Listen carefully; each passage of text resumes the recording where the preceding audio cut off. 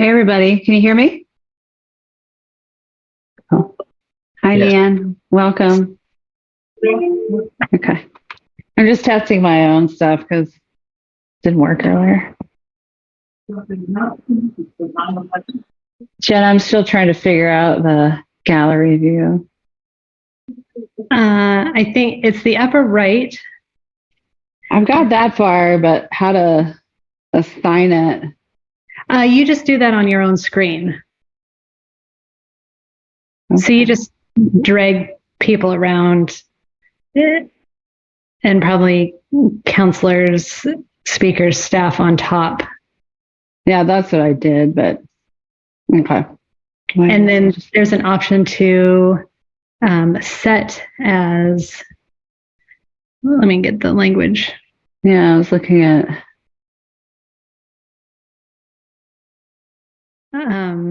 force all participants to Yes. display your custom view order. Follow host's order. Yeah, Let me that's check. it. That might be on Nancy's computer.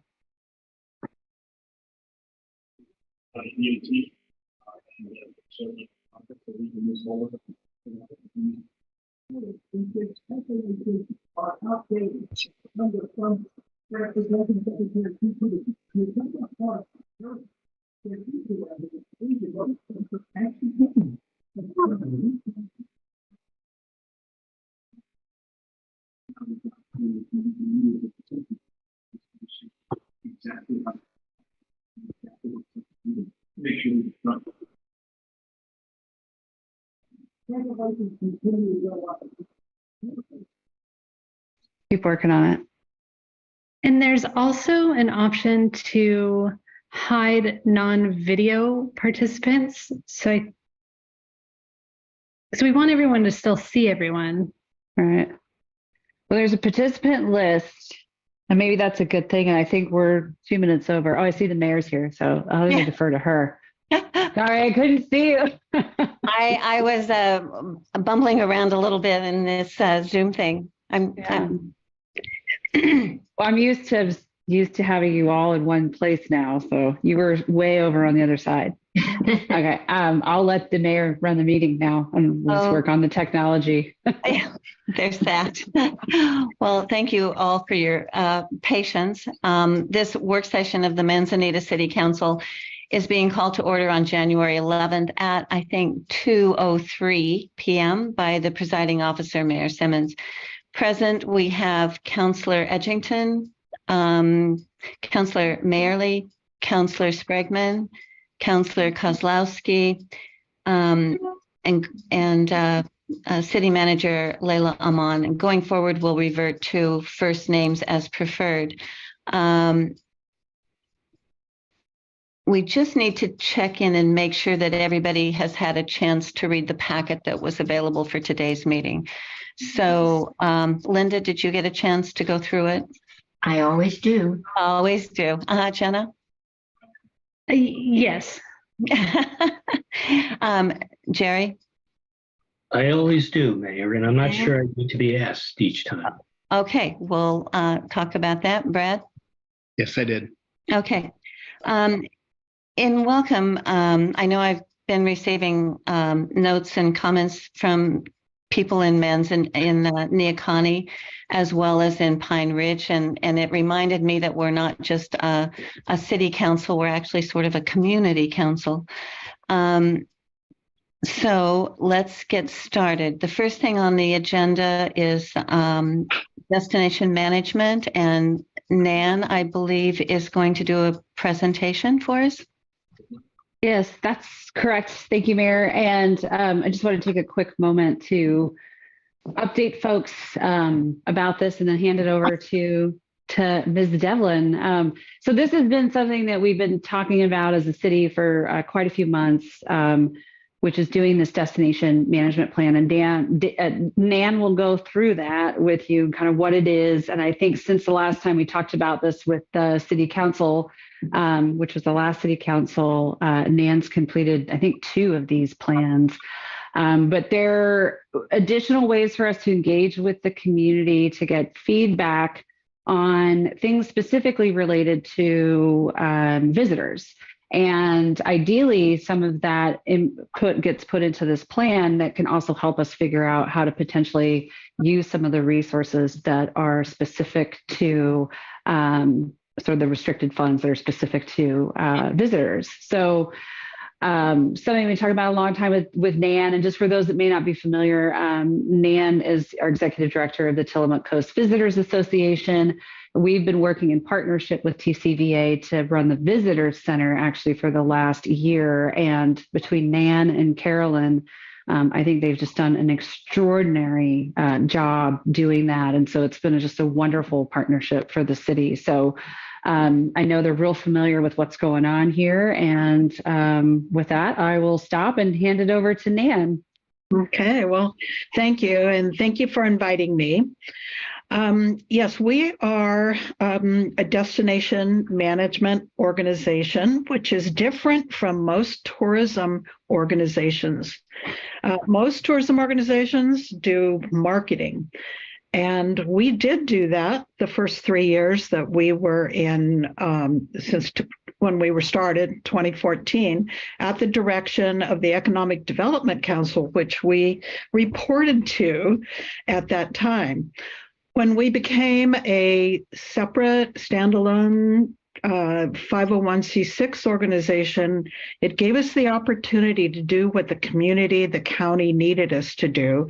And that was not so much marketing, but destination management, community development around tourism. And what I found going through working with all the cities and unincorporated areas too, was that there was some confusion about how tourism dollars can be spent. And according to state law, it can be spent on tourism related facilities and or marketing. And tourism related facilities is a very, there's quite a few elements to that, and I'll go through that.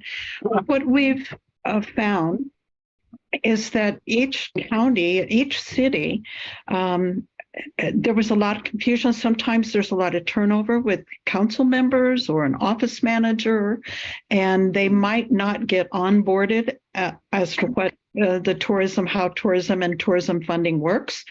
So we started doing these destination management plans, and we started with Rockaway Beach, and then we did Garibaldi, and we just completed Bay City. And it really turns out to be not just about tourism, it's also about community planning, community projects, and whether the TLT, or as you might call it, the TRT, room tax, can be used to support those projects. So I think I did send the Bay City plan to Layla, and she can share that with you. That's the most recent one. And we're just about to start too with Oceanside. They are unincorporated, but they want to put together a plan that they can take to the county and say, we need funding for these projects. And that's how Pacific City did it. So what this is, it's based on sustainable tourism, and you know that word sustainability or sustainable gets bandied around a lot, and people say, well, it has no meaning, but in tourism it does. There was the UN World Travel Organization set those guidelines way back, like 30 years ago. And we said it is people, place, and profit. And what that means is for people, the people part, is tourism serving the community, as well as visitors. The place part is, does tourism respect the environment and culture? And the profit is it creating year-round economic vitality? And so then how do you put all that into practice? And you do that through destination management. And that is a collaboration between government, agencies, nonprofits, community groups, and individuals who can have a voice in and take part in projects that impact tourism and also impact the people, place, and economic vitality. So that's what these plans end up being. And it's usually anywhere from a 3 to 4 time workshop, 4 different workshops, or 3, depending how much work people want to get done in that first one. And in a first workshop, we really talk about what people see as the value, what community values are important to you. And we just list them all. And then we talk about what are the assets? What do we have here that we like, visitors like? And are there things that might be lacking that we would like to improve on? And then we go through a SWOT, which is a strengths, weaknesses, opportunities, and threats, as you all know. And then I take all of that information, review it, I could put it into initiatives, and then the second workshop is we take a look at those initiatives. What projects can go under those? How do they relate to your values and assets? And what can the lodging tax do to help support these? So that's a big community too. And then workshop 3 is we review all that work, we take a look at all the initiatives, we take a look at the funding opportunities, and then we prioritize them and we just rank each one. And then it's time for community feedback. Everybody can review it. I take in all that feedback and then create a draft that goes to the city council. And this takes place usually over 2.5 months time. That gives me time to work in between all the workshops and get everything in. And it's been a really interesting process. Garibaldi had about 40 people take part with each workshop. Bay City had about 15 to 20 take part. Councilors took part, mayors took part, individuals just interested. We had a lot of different discussions about what we want: walking paths, more parks, more parking, signage. Anything that's kind of on a wish list. Do you want, it's just each city has been different. And so each destination management plan suits that area, suits that city. So I don't know if you have any questions, please ask. I do facilitate the meetings, and because Dan Haig is a favorite son and he works with us now, he's going to help us, and so is Carolyn at the Visitor Center. So we'll all be there taking part and asking questions ourselves. We might make suggestions when someone brings up something or a recommendation. We'll go through tourism trends.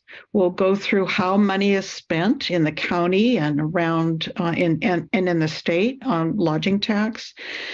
And I think it helps. What I've found is that it helps people coalesce around, instead of visitors are the enemy and they're ruining our county, it's what do visitors bring? What's the benefit of tourism, and how can we as a community benefit from that beyond just the lodging tax? So it's been a really interesting series of meetings and planning.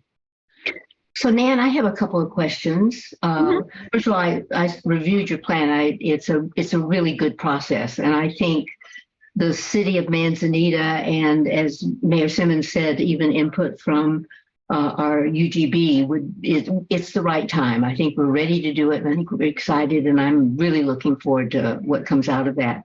And a lot of the things that actually we have been thinking about, but wanted it to come under this plan, will allow us to do structure and a planned rollout of the issues the community comes up with. My question is, you take us through the process, which is great. Do you then kind of monitor and follow up as we begin to implement that process, or do you remain as a advisor? Kind of what's your role once the community has finalized the plan? Absolutely, we do. And in fact, I've remained on as a year-round advisor to Rockaway Beach because we do their tourism management for them. And we do their marketing for them too.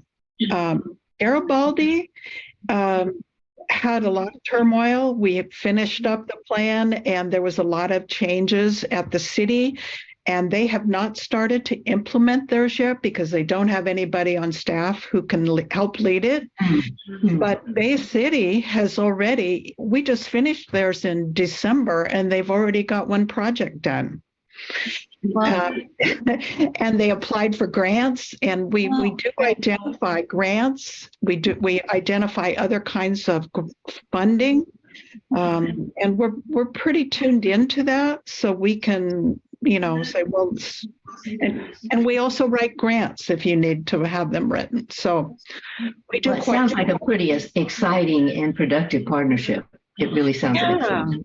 Yeah, it's been, and I think also it eases, I said this before, but it eases tensions. We are still thought of as, all you do is advertise, and that hasn't been true since late 2018.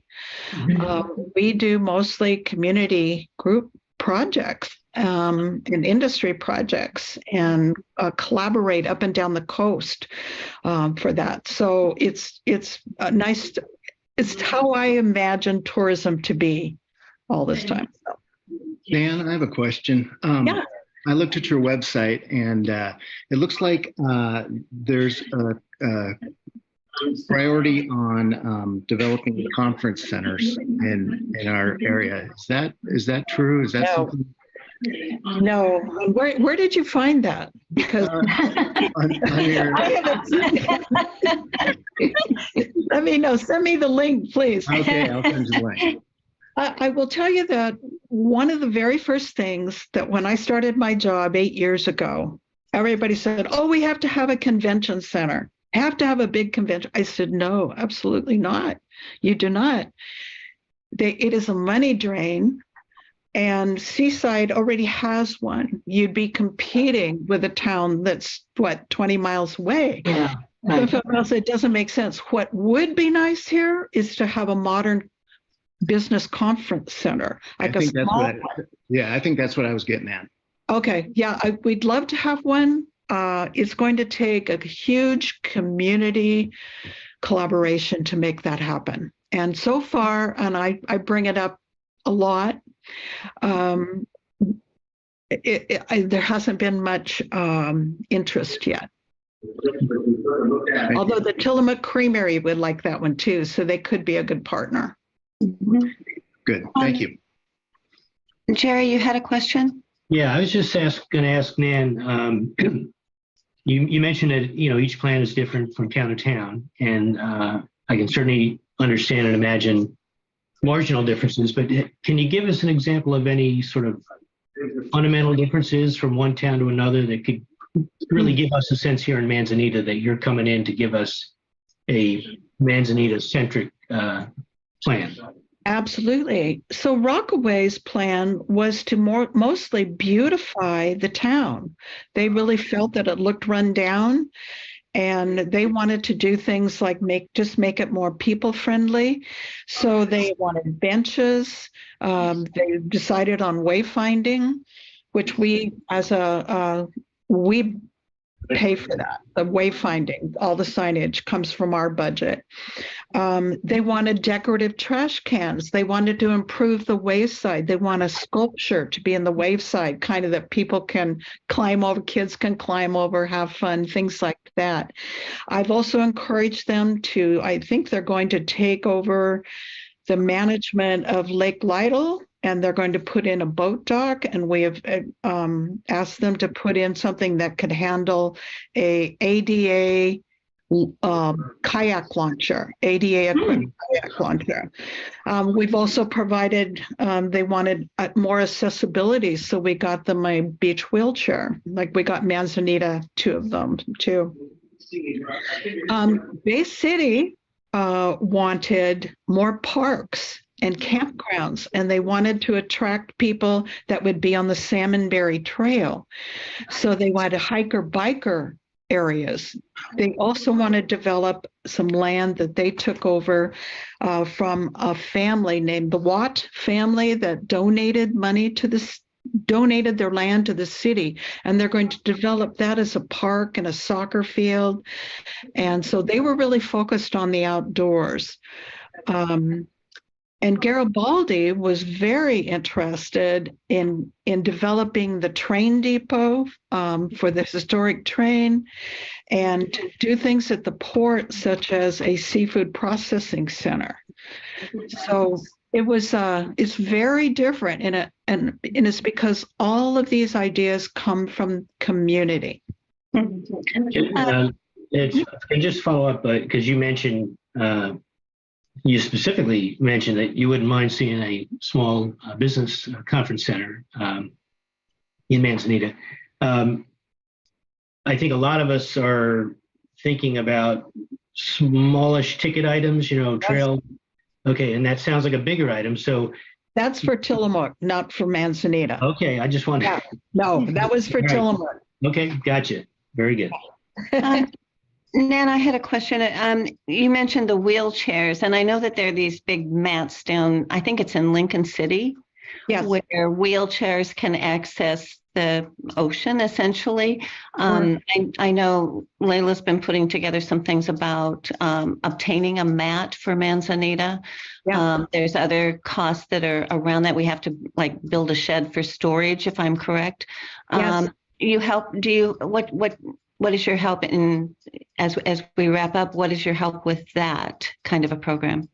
Just like the 2 wheelchairs that we purchased for Manzanita, we're also purchasing the mats.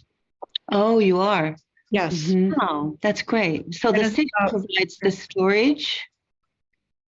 No, we can't do the storage, at least No, the this city. year. Mhm. No, the city, City, yeah. yeah. The city, Yeah, we do. Yes, the we city do. would need to store them because they go out in summer. Mhm, right. They're going to get, and the city also needs to do the daily maintenance because the ocean's going to come up and cover them with sand and seaweed, and then, so they need to be brushed. The thing that's great about these mats too, is they're not just for wheelchairs, they're for people who might just have a little balance issue on sand. Right. That's right. Yeah, or little kids, or a walker or something. So Right. they're pretty good. Okay, so what is the next step then? Well, I can speak to that probably right, Nan. Sure. So we're working with Dan Haig, and Dan Weitzel and I are going to be meeting with OPRD. So Oregon Parks and Recreation, these mats are actually not even on city property. So we have to do some coordination around maintenance and liability. And so those are the kind of outstanding issues that we're trying to work with OPRD on. And then once we have that sorted out, I think we just work through Nan to get the mats. And then we also have to figure out storage at the visitor center, most likely. So there's some logistics that need to be worked out. But the next step for us is to meet with Oregon Parks and see how we can't work through the maintenance and the liability. Linda, do you think this is something that is feasible for this summer coming I up? hope so. That's what we're aiming for. Okay. Yeah, Okay. and how they're I'd say attached to the sand is with steel stakes. And so they're rolled out. This is going to be about a 250-foot mat. Mhm. And so Wow. it will roll out and be staked into the sand to keep it steady. And occasionally, Lincoln City has told us that they stay pretty much in place. They just need to be cleaned each day. I'm also really intrigued with that beautification part that you mentioned, flowers and flower baskets and statues and, things to we live in a beautiful place, but it's nice to have those little touches in a city. And I've talked with several people that are really interested in getting on board here. So this has been an excellent presentation, and I think we'll get some people moving towards your direction. I guess if someone's strongly interested in working on this project and volunteering, they would get their name and send us an email, and we could start putting together a committee. Is that correct? Is that how it works? I think that's what Layla had suggested. Yes. Perfect. Okay. All right. Yeah. Are there any? Thank you so much for your time and Oh, you're welcome. and everything that you're doing to make our cities look better. Well, I live here too. Yeah. We're grateful for you, Nan. And I specifically chose to buy a house up here because there's a bookstore. Yeah. Number one, there's a performing arts center nearby, Right. a whiskey bar. There you go. There you go. Excellent restaurants. It's a walking town. I love it. I want to do what I can for it. Thank you. We appreciate your help. May I ask, what do the next steps look like in terms of workshops and timing? Because there was some suggested dates. I did propose to Layla, but I'll have to leave this up. We'll have to, if the Pine Grove is available on these dates. I had proposed January 31st as a first workshop, February 7th or 8th as workshop 2, or at least that week. And then workshop 3 would be February 21st, because the work I'd have to do between the early February meeting and the next one is a lot. So, because I don't identify funding and things. And would you, Nan, be coordinating those workshops, or was that something that would come to the city? No, we'll coordinate them. As long as A lot of work on your plate. as long as the city can get people invited and notified about the meetings, we'll show up with presentations and big pads and pens and everything. So Yeah, I would say for folks that are interested in participating, and again, subject to just us confirming the dates, we wanted to get the green light from council today to proceed. And if that happens, then I'll work with Nan to start the scheduling. But folks should sign up on our city's listserv if they're interested. They can always email City Hall.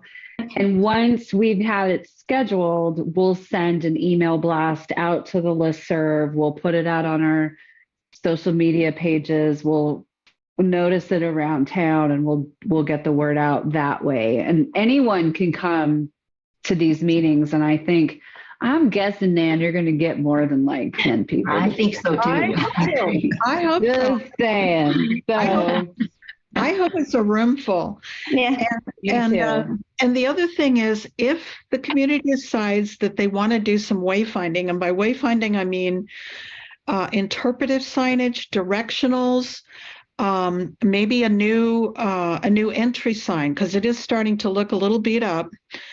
That will be a second process that we'll go through. Okay. And that allows us that time to get funding into our budget to cover that cost. It's usually anywhere from $250,000 to $300,000 by the time you do planning, design, drawings, and the fabrication and installation. And it can take a year. Bay Cities is almost ready to go. So their signs will be up this year. Oh, great. Rockaways is up next week. Yeah. Nice. Pacific Cities got put up right before Christmas. So it's a process, but it actually helps beautify the city too. For sure. These really nice signs, they're designed to last for at least 20 years. Great. So. Layla, you and I talked, there's not a motion required here. Am I correct, or is there? Or what, do we go? There isn't. In something like this, yeah, if you all just feel generally there's consensus that yes, go ahead and proceed, then I just get to work and we circle back with council once we're through the process. So, yeah.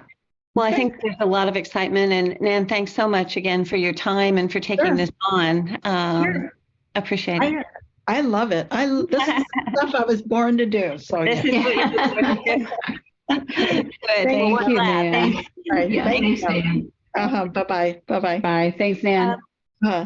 Moving on to the next topic on the agenda is the short-term rental committee discussion.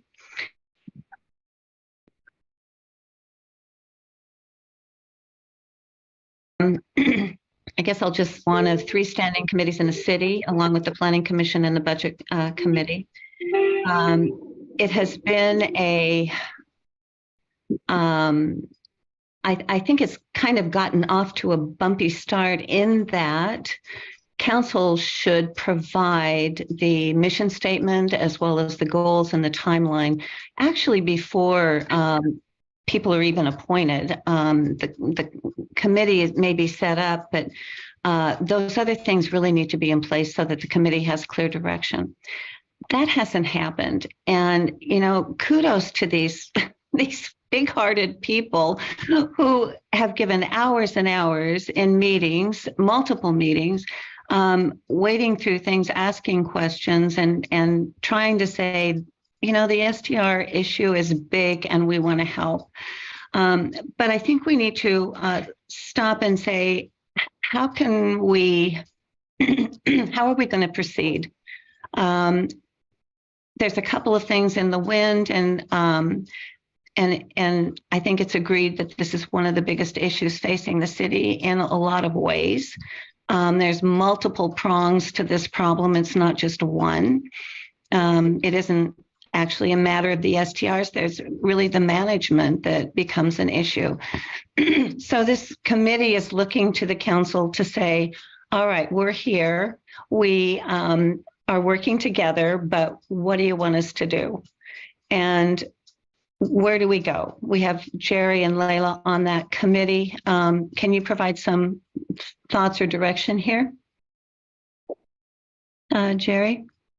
Sure. So my understanding is that the last council created this committee explicitly to work on a series of short-term and longer-term strategies identified by the short-term rental work group.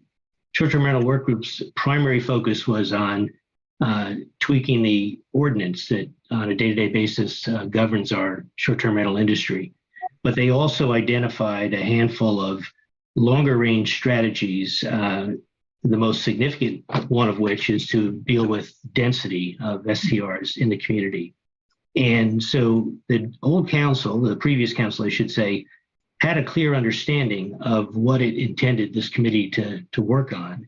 I think the disarray that you refer to, Deb, is A, accurate, and B, it was a function of disagreement within the council over how the committee should come together and be appointed.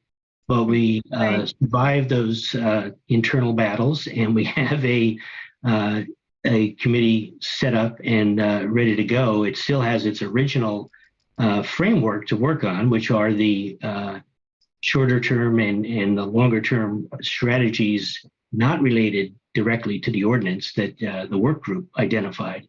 So I do think we have a good committee in place. I do think we have a general framework for their work going forward, but we also have a new council. And I think this new council should absolutely inject itself in the process and let the short-term rental committee know the general directions it would like to see the committee work on, given that the short-term rental issue in this town is the dominant driver on both livability and our fiscal affairs. Right. So I guess I'm hoping that we can, in fairness to the committee, be very clear about the charge that we are giving it. Although to say it has no charge now would be inaccurate. It obviously has a set of broad concerns that have been previously identified. And that was the reason why the former council created the committee. So, So just to add real quickly, and I think Jerry actually said this, I just want to be a little more specific, and that is that the focus of the short-term rental committee is policy driven. It is a policy advisory, and they would submit policy to the council to approve. I mean, they're not making the policy, but they're focused on policy. And one of the issues that we specifically asked them to deal with was the density issue initially. My having listened to a couple of the recent meetings, I think they're really waiting for us to say, as a new council, this is really what we want you to focus on. So I completely agree with Jerry. That's my sense, that they're ready to go. They're doing their homework, and they're waiting for direction from this council. do they have a mission statement from council? Do you know, Linda? You know, I don't know the answer to that. Jerry would probably be the one that would have that information. Do you know, Jerry? Well, council did present them with a mission statement. It was drafted by myself and Layla after consultation with the original 5 members, actually 7, 2 non-voting members. So we had 7 members of the committee discuss mission with Layla and I. We then drafted a mission statement we thought reflected both the will of council and feedback from those 7 members. We presented it to council, and council asked us to take it back to the committee for further discussion by the committee. And I think, honestly, that was a misstep that led to some of the confusion you speak of. So yes, they do have a mission statement that we delivered to them, but they are all also smart, independent people who pushed back a little bit and wanted to refine the mission statement. I think that's a place where this council can weigh in and either instruct them to adopt the mission statement that they were originally given or consider any adaptations to it that they are offering. But I don't think we need to spend months and months and months on their mission statement. The charge is clearly to work on a series of issues. We're all well familiar with those issues, and I think we should get off the dime on this mission statement issue. Okay. What about timelines and goals? Is that set by the council? It certainly could be. I mean, I don't think we want to micromanage a committee. We want to give them some runway, but absolutely. I think, for example, if we had a specific proposal coming from the community regarding STRs and we wanted some analysis of it or a study of it, yes, I think we would absolutely give instructions so that we're not waiting endlessly for that feedback. But on the other hand, there are some issues that I think if we take a big issue like density and say we need an answer in 3 months, Right. You just make it a 3-month answer. Yeah. I do think a regular update from the short-term rental committee, either quarterly or every 6 months, would be useful so that we'd have a better understanding about where they were and what the progress they were making on the projects they had in front of them. But I think we need to give them some leeway. I mean, as Jerry said, they're very smart people, and we gave them a broad topic, and it's not an easy one. And so I think there should be certainly leeway in that process. There was a letter from the chairman that came to council, and I guess, I thought the concerns expressed in the letter were valid. Do we go back to the chairman and continue support? Do we rehash this, the duties before them or redefine them? Do we hear from the chairman of the STR committee to see what kind of support they need that they're not getting? Next step here. Layla, you have a thought? Well, I feel like there's two things happening. So, the original resolution that set up this committee made it pretty clear kind of what the purpose is. And so maybe it's good to refresh that, which is that their purpose is to recommend amendments to Ordinance 1003 in order to enhance livability issues between STRs and other Manzanita properties as directed by council. To examine and weigh options for future short-term rental livability opportunities as directed by council. Okay. And then to assist in crafting informational packages that can be distributed to the public to help all parties understand the procedures set out in 1003. So that's kind of the purpose of the committee. And then there's the mission. And so Councillor Spegman highlighted kind of how that came out. So I feel like the loop, there's one loop that needs to be closed, which is, I think, some resolution on what their mission is, and that should be informed by this council. And then I think, secondly, the council giving the committee a directive and a clear one so that they have something to start working towards. As I feel like that is what I'm hearing and reflecting back to the council today, is that that direction has not been clearly given. So that to me would be the rational next step to actually get this committee to start working on. This committee serves at the pleasure of council. It is at the direction of council. And so it needs to be made clear for the committee to be successful in their work, for them to understand what they're supposed to do. And I would just like to add that I appreciate the conversation we're having, because I think that it's easy to sort of just compare this committee to the budget committee or the planning commission and say, why are we having a different kind of role with this committee? Well, I think those other two committees in particular are creatures of state law. They're required. We have a planning commission and a budget committee because they're required. And so there's a lot of clarity about what they're all about that's given to us from Salem. This committee, we created it. So we need to, in fairness to the committee, we need to be very clear about what we wanted to do and how we wanted to do it. And so I apologize for my contribution to the sloppy rollout, but that's behind us. Speed up, we're ready to go. And I think we can make good use of these good folks that have come forward. And so I would say let's start with the get us over the mission statement hump and move on to articulating specific issues we can work on. Yeah, and to be honest, I think I've listened to a number of the short-term rental groups, and there's a real interest on their part to find out exactly what council wants them to do. I think we've been, just like we've talked about, I don't think we've been as clear as we should be. And I think the new council may have a slightly different way of moving forward, and it's important to share that with them, with the short-term rental committee. I think the chair of the short-term rental committee is here. I'm not sure whether we would like to get input from her now, or would that be appropriate? If she's here, it would be good to hear what she's got to say. Yes, are you here, Joe?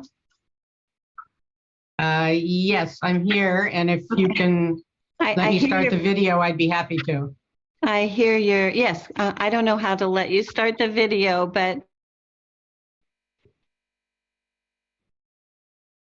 And Layla, just I bet Layla will take care of that. And could you today? She should now. You should be able to see me now. Oh yeah, there you are. There you are. First of all, I want to thank you for doing this, and thank first Jerry and Layla for putting this committee together. I didn't know most of the people on the committee, and they're a really strong group.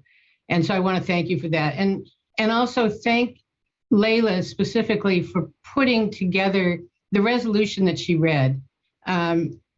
it was a collaboration, but mostly her part of figuring out how to put this committee together so that it does work at the direction of council. We're not a rogue group that's going to come up with a whole bunch of solutions and then just go do them. It works at the request and direction of council so that we come up with suggestions, but we don't come up with stuff that we're just going to go out and do. So anything we say, here's a good idea, is going to go to the council, and then the council is going to say, nah, we don't think so.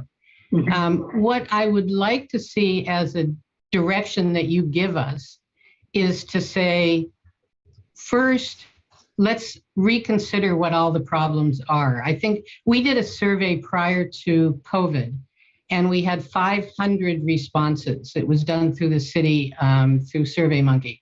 We had 500 part-timers, full-timers give us their opinions. But I think because it was done pre-COVID, things have changed. So the first thing I'd like to ask the council to let us do is a new survey. And in those survey, we need to find out what the problems are, because we can't come up with solutions unless we know what the problems are. And one of the things about the mission statement that we took out of what Jerry and Layla wrote, it had a little bit of negativity to it. And I don't think that we as a community want to say, we don't want short-term rentals. I don't think we want to say all short-term rentals are bad. I also don't want to say all short-term rentals are good and we should have lots more of them. I think one of the things that Jerry was involved with in the very formation of this committee is who's on the committee. Sometimes when committees are formed, you don't have the whole gamut of people who are involved. And one of the things that we tried to do with this committee, and as I said, Jerry was really integral in this, is to have short-term rental owners, to have people who lived in a high density short-term rental area, to have people who didn't live in a high density area, to have people who manage short-term rentals. So in other words, just to have people all across the board so that when we do come up with ideas, we can bounce them off all parties to make sure that they work. And that's really, I think that's really important. So first, I think we need to find out what the problems are, and I'd like to do that by a survey. And then secondly, I would love the council to say, don't be limited by only looking at density. Don't be looking only at parking.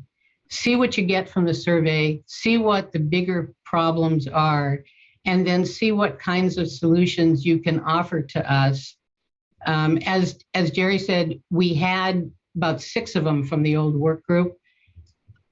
They don't need to be those 6. Maybe they don't, maybe they shouldn't be those 6. Maybe they should be those 6. I don't think we can say without first identifying the problem. So step 1, do a survey. Step 2, come up with some ideas on solutions to the problems that we identify.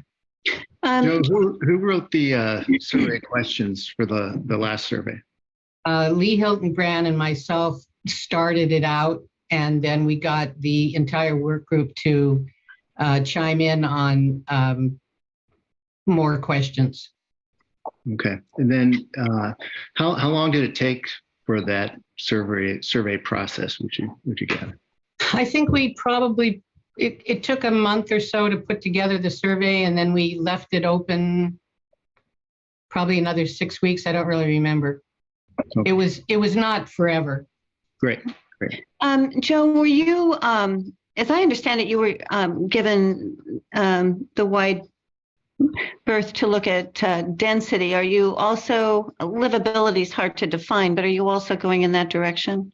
Yeah, sure. I mean, I think that's, if you ask, I would bet, I'm not going to guarantee, but I would bet if you have a survey and it asks about, do you feel there are too many in any one particular area, you're going to get somebody to say yes. You'll also get some people to say no, and what difference does it make?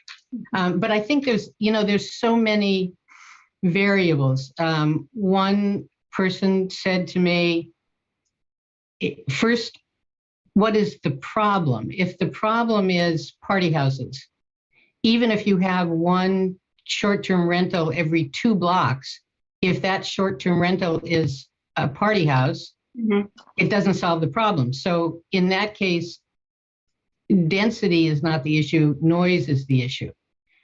Someone else said people coming and going all the time is the issue, and that's why density is an issue, because if everybody around you is coming and going often, that's the issue. So I think, again, density is almost as hard to define a term as livability.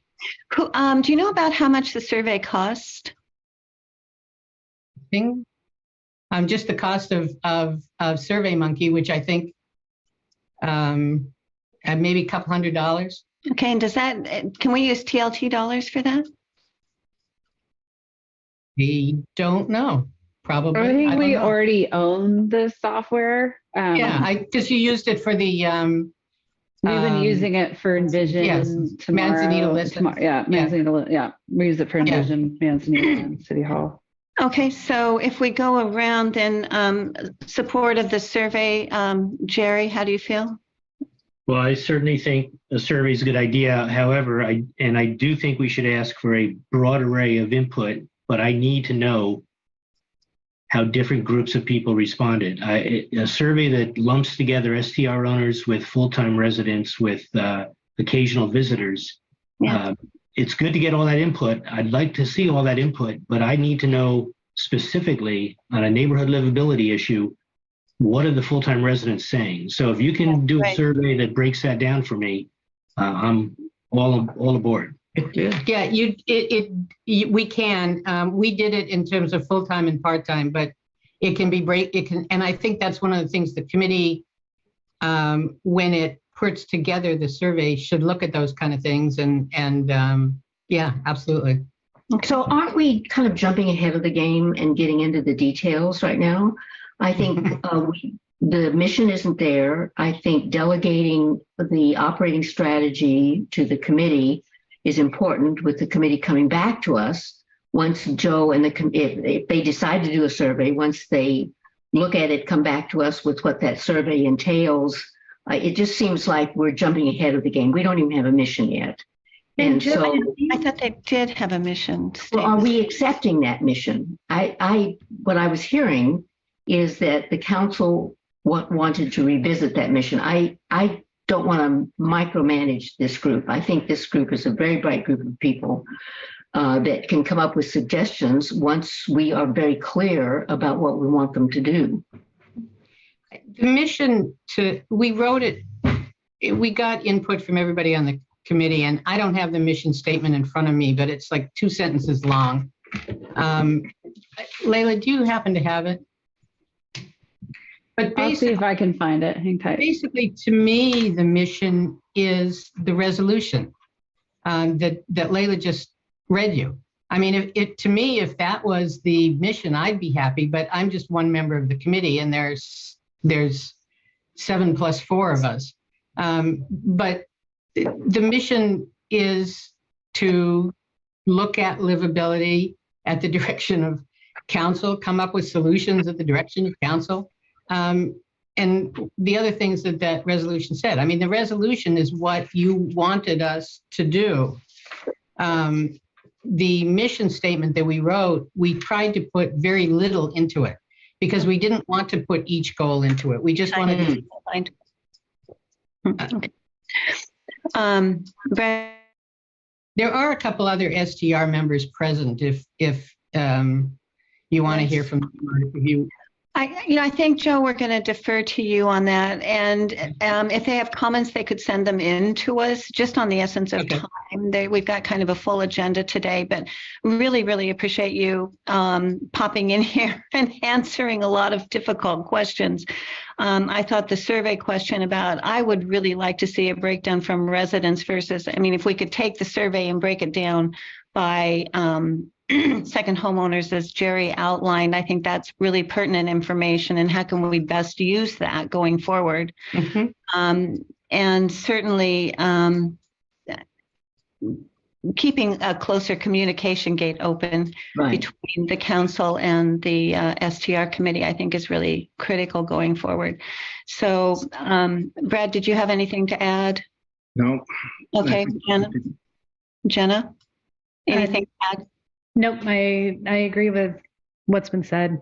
I look Okay. forward to Okay, what we see. all right. So, Joe, thank you very much. Do we need a mission statement to start working, or can we start working and then? Why don't you If you could. send, if you have the mission statement, why don't you send it to all the counselors and let us take a look at it and see if we have issue with anything? I'm sorry, on the mission statement issue, I'm happy to proceed and look at a mission statement from the committee, but remember in the context of this broad discussion we've had, the committee was presented with a mission statement from council that council blessed, and the committee decided it was too negative. So if we're going to look at a new mission statement from the committee and we're going to sink into it and back it up, okay, that's fine. But let's not forget who's responsible for the direction of the committee. Right. And so, Exactly. we can, I'm not going to debate it in the abstract. I'll look at it when I see it and we can figure that out. But we were just told moments ago that when the council asked the committee to follow a particular mission, the Right. committee said, no, thank you. We don't like that. And that may be the backwards of what is intended here by this conversation we're having. Otherwise, I'm very pleased with everything I've heard, and I'm anxious to get forward, move forward. And I agree with Joe that Jerry, he stood up. Jerry, my understanding of a mission statement and my understanding of what happened varies a little bit. And that is that, to me, a mission statement should be looked at by the committee and then presented to the council to approve. Just like we don't expect the council to say, we'd like you to look at putting a 100-foot limit on how far apart each house should be. So that, in other words, we come up with the we come up with the suggestions and then we bring them to you. We come up with the mission statement and then bring them to you. The That's first not my- mission That's statement. not my understanding, Joe. It's when my understanding is, and I could be wrong, but the council sets the mission statement, the goals, and the timeline for a committee when it's set up. That's my understanding. Am I? Yeah. Anybody? So I would And really like to with- see what you have at this point. Okay. Written out as a mission statement so that we can take a look at it and see if we buy into it or if we have improvements. And so that when we give you something back, we're all in agreement and you know where Okay. you're going with it. So And again, my question is, do we need to have that before we? no, you should be. We're supposed to meet on the 20th at Yeah. Well, 10 then, a.m. then make sure that, that prior to that, you're able to get to us what you have as a mission statement. I'm kind of curious if you were given goals or if you have set your own goals and if you have a timeline or if you have set those. So maybe that's, No. those are Right. the three things that we really need to hammer through. Okay. And the mission statement did not include goals and did not include timelines. Right. And It they, just said, it was, Right. like I said, it's 2 sentences long. right. It's those three factors all kind of in separate boxes. So we can take a look at it and see if there's any tweaking that we need to do. I have to say, I have been on committees before and I know how frustrating it is when it feels like, the rules are not very clear. And for a lot of different reasons that may have happened. But if you have an energetic group of bright people that are wanting to move forward, if you can get those three things to us prior to your I can give you the mission statement, which I believe some of you already have. I can't get you goals and timelines. Okay, then we need to do that. We'll need to do that for you then. Mhm. Okay. Okay. Do Your we next need to do meeting is that? the 20th. Pardon? I'm sorry. Do we need to set their goals? I feel like the short-term rental committee and the people that are on it have a better understanding of what needs to be done. And Jerry is there as well, that they should present their goals as they see them now, some action items and a timeline that accompanies that. But I think the mission statement probably includes the goal of addressing livability and addressing revenue in it. Right. So I don't necessarily, I don't think we should be preparing that because we are not the, I don't want to say designated party, but we're not the think tank that's around it. Okay. Are you comfortable with?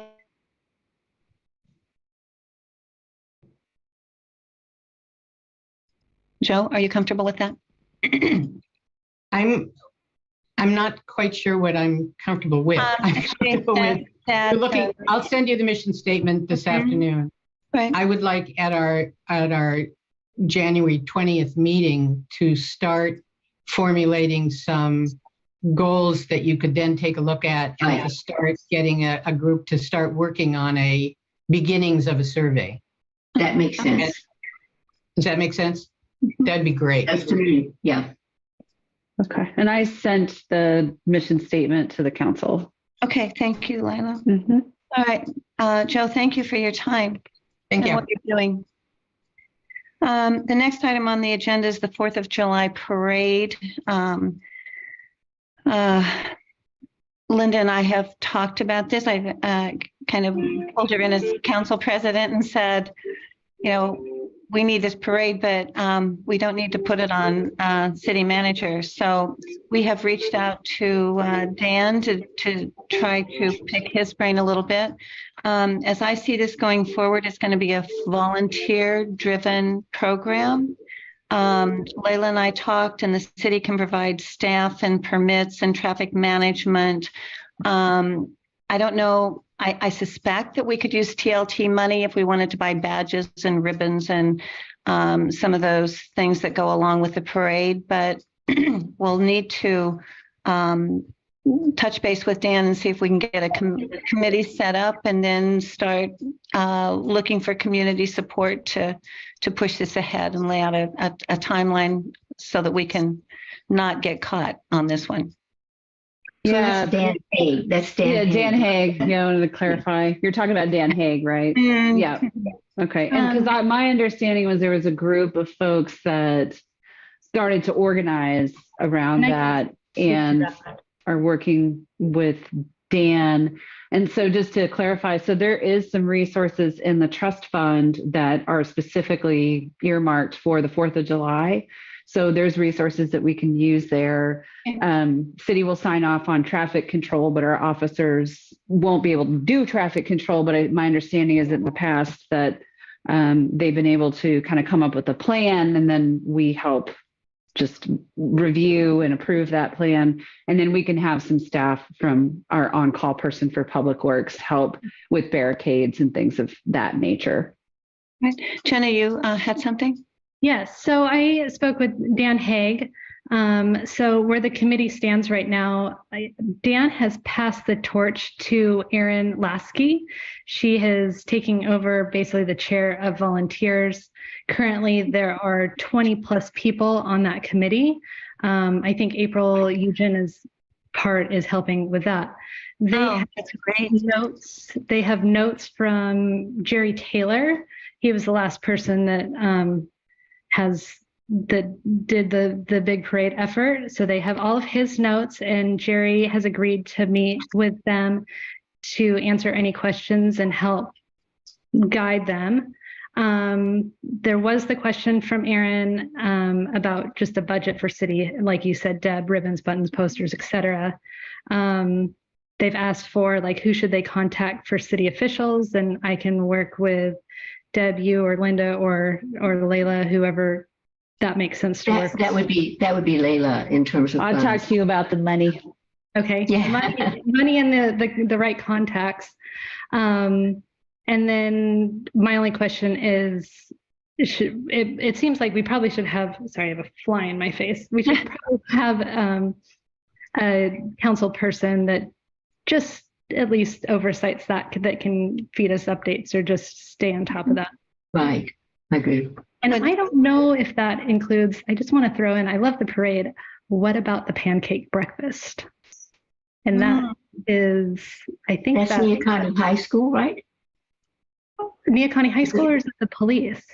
No, it's Neocon High School. It's a Is Eric fundraiser. on here? I volunteer Eric. Yeah. Kidding. So I'd No, love it's the high I am school. on here.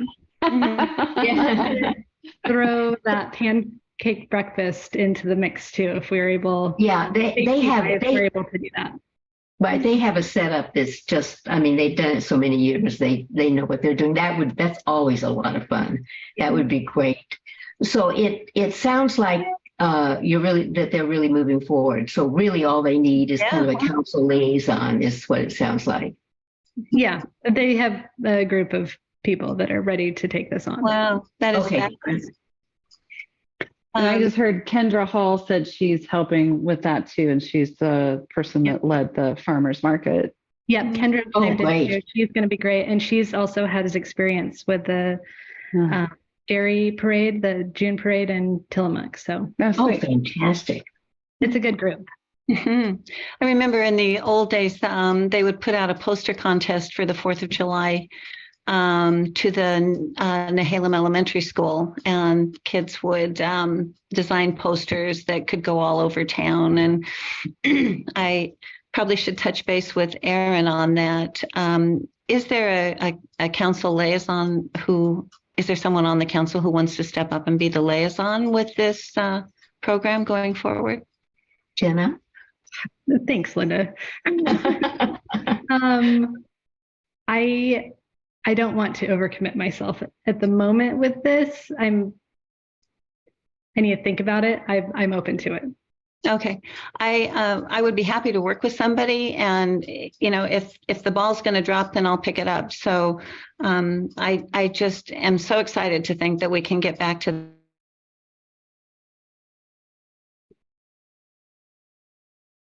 one of the favorite days. It was certainly a big part of that. So thanks, Jenna, for the update on that. And thank you, Aaron, for taking on this group and the 20 volunteers that you have behind you. This is so exciting.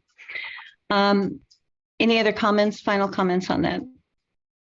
Okay, the fifth item on the agenda is the Planning Commission appointments, and I'm going to move that just a little bit because the agenda item number 6 is the council meeting timing. We've talked about this before as a council, moving the work session to a separate day than the city council meeting. And I would just maybe like to get a straw poll to see if we're all on board for that. Linda, I'll start with you. I'm certainly on board with that. Okay. But I'd like to have a little more specifics around when, timing, and that kind of stuff. But I'm fully on board with varying the date. Okay, and Jenna, I think Cannon Beach does their city council meeting is the first Tuesday and their work session is the second Tuesday. It gives council a chance to really digest a lot of information before they head into the next meeting. I think it makes us much more efficient. So that was the reason that I brought this up. Jenna, your feelings? Yeah, I would like them to, I don't want them to be spaced out too far. I guess my question is, does it make sense to have the workshop ahead of the council meeting, the week before the council meeting, to talk about what's coming up, or should the workshop be after and be discussing the next council meeting? We should have a good idea of that, but it's not finalized. Yeah, So I would suggest that if we have a workshop that it might be pertaining to the regular meeting, that we should have it the week before. okay. Brad? Yeah, I would agree. I'd like to see them split up. I think we'd be much more efficient, and I think our minds would be a lot more fresh than after hours of a meeting. And Jerry?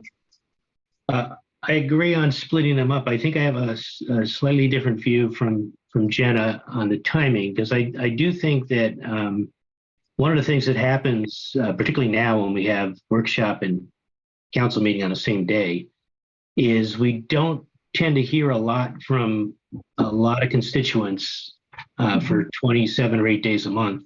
And then we get inundated for 48 hours right before a meeting. And we've actually had the experience on council of making some bad decisions because of some last minute emails and phone calls coming in. Whereas I think if we had a work session 3 weeks out from a council meeting, we could sort of put things on the public's radar, give us all a chance to think among ourselves, talk to advisors and resources in the community, get smarter over those 3 weeks. Right. And maybe we could generate more public commentary over the 3 week period. So it's not a big shift. I mean, either way, we're going to have a council meeting and a work session. So it's either council meeting work session or work session council meeting. Do we have any time? Do we know what will be on the agenda that 3 weeks out? I think we could have a good idea. Yeah, sometimes. Well, another way to look at that question, though, Jenna, is that we may talk about something at a work session that we will then decide should be on the agenda, Right. and we'll still have time to get it on. So I'm with the crowd. I'm with the team, that is, in terms of splitting it up and having meetings on 2 separate days. Where we stagger them, we can still chew on that for a while, I guess. Okay, so do we need to make a motion and pass that we are going to set the work sessions and the council meetings on different days? Do I hear a motion? I think we have to have a motion. That we can take a motion at a work session. Oh, no, that's right. All right. That's right. Okay, so we'll proceed and put that to vote at the next city council meeting next week, Layla? On the 8th, the Sure, next if we regular can just meeting. Okay. kind of put that as a line item at the top and get it out of the way. We can get the calendar set for the year, because it looks, it's hard to follow right now. So the council, just so I'm clear, has decided to move to a separate work session. Mhm. And did I hear a date? Was it the week after, or that's still TBD? I'm That would okay be- with the That would be my Wednesday. vote. Hmm? Do we want to come up with a date, like the Wednesday after the regular? That would be my vote. Mhm. And at what time do you guys want to? And then we can just do a formal motion when you do your regular work Okay. session, but that gives staff the ability to start scheduling those out starting in, I presume, in February. You want to start that? The split Sure. sessions? Mhm. Okay. And these are Zoom. These are going to be Zoom for a while. Is that correct? Right. And I'm hoping we can at least keep the 3 p.m. timeframe or afternoon timeframe for the work sessions as we go forward. And, is the week after or 2 weeks after? I mean, it seems like that gives us some time to recover from what we've done in the last, and then gives us time to prepare for the next. So I'd like to think about 2 weeks after, so that it's kind of in the middle of both of the session of the council meetings. So the first and third Wednesday of the month, is that Yeah. possible? And Well, I would like to argue, I would like to keep them closer together, just Yeah. so that we can have a little life in between. well, that gives you time in between two of them. I'm fine with that. It just seems Okay. more familiar Yeah. or easier, but Yeah, I'll I'm go kind of with on that. I'm kind of on Jenna's page too. I'd like to do one week and then one the following week, and then maybe take a walk. Staff's down with that too. Okay. Well, I think one of the things that we talked in our goal setting session was including a study group, and that would be a more free flowing discussion of the issues that we think that aren't on the agenda, but we really want to kind of begin to test the council and kind of get an understanding of where we are. Mhm. And so I think I think that's something we decided to do. So I think that needs to be factored in to how we're setting our meetings as we move forward. And Okay. is councils open to this happening, I'm hearing during the kind of normal work hours. Is that what I'm hearing from the council? Yeah. I think Okay. so. I just want to, so if we do it the second, which I'm fine with and I totally support, I just want to coordinate with IT because our IT person, so I imagine we want these live streams still and supported by technology. I believe that our IT, Josh, has obligations with another city council in the evening, the second week of the month. So if with the council's permission, can I talk with Josh and find out like what a good start time would be for him and propose that to the council? Because I think if we start earlier, he can get finished up in time so that he can move and go to do his other obligations on that second week. So I think 2 p.m. would be, if we did a 2 to 4 p.m. I think, If that works for council, and Josh just told me that works for him, we could do 2 to 4 p.m. on the second week of the month. That's easy enough. Okay. Okay. All right. Last item then on the agenda is the Planning Commission appointments. And, it's probably been, maybe you guys haven't been thinking about it as much, but there's a lot at stake here, and there certainly is a lot to think about. I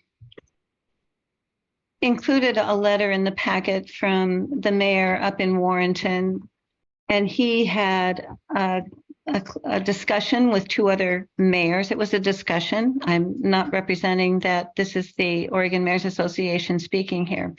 This was a request by me to look at the proposal that we have kind of been working on with the select process.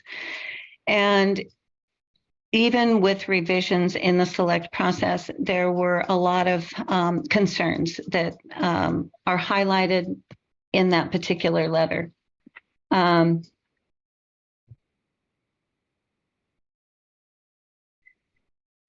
Of particular note is really that the charter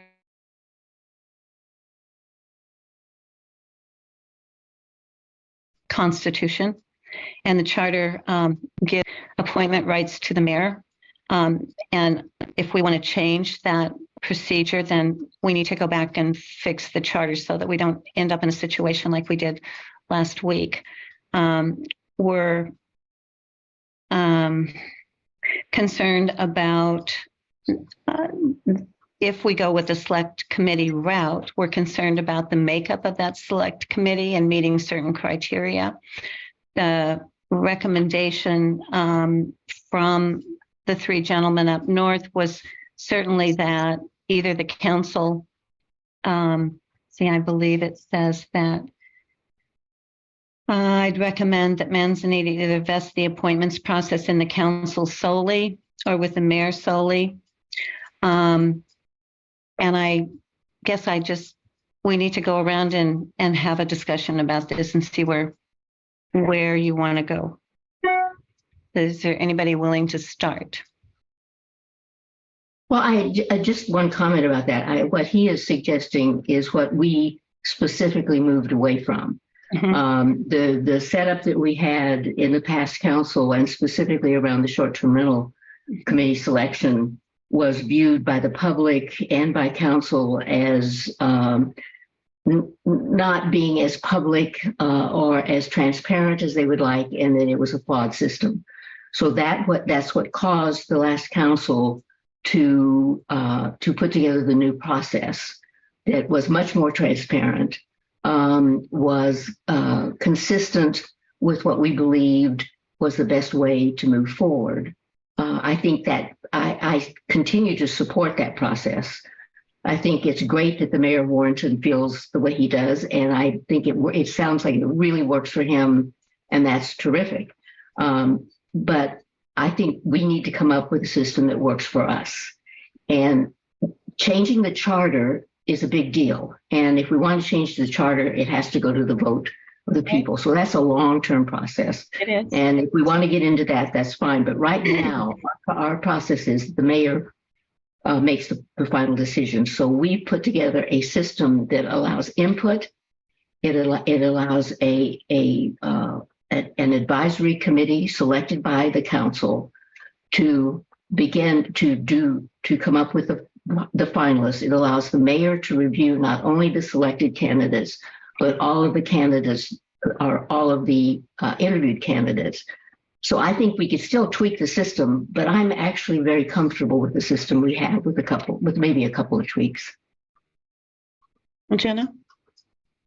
Yeah, I, in terms of the selection committee, I think that, it spells out, we have a counselor that is appointed, a counselor that's appointed and approved by the city council. We include the city manager in that.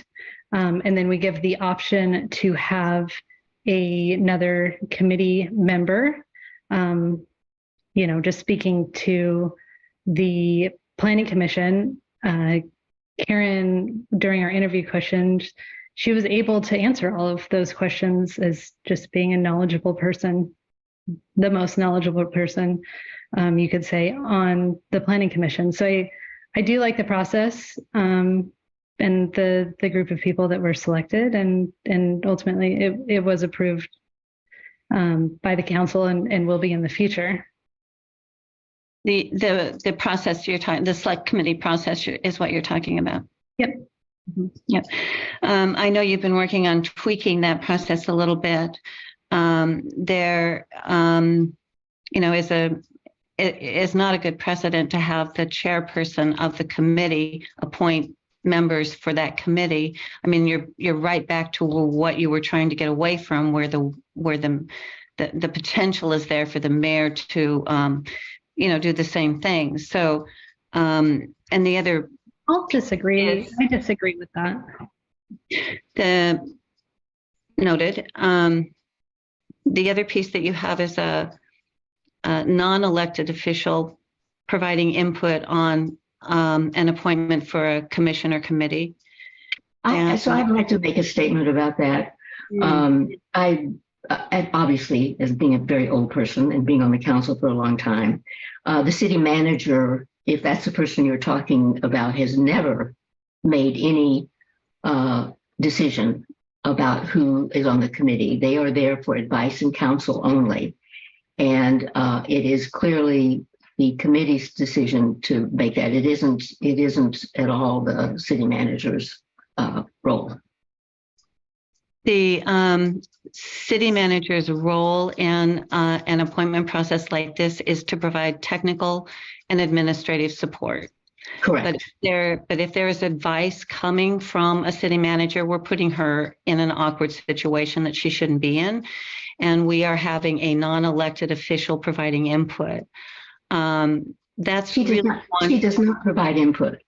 Well, we didn't, Linda, we didn't know that. I mean, all we knew that right. Committee, and these were the three names. So not having all this history and not having any insight as to what the meetings look like or what the questions were asked or how the interviews went, I was looking at three names, and as difficult as that whole situation was, I think we really need to get it right going forward.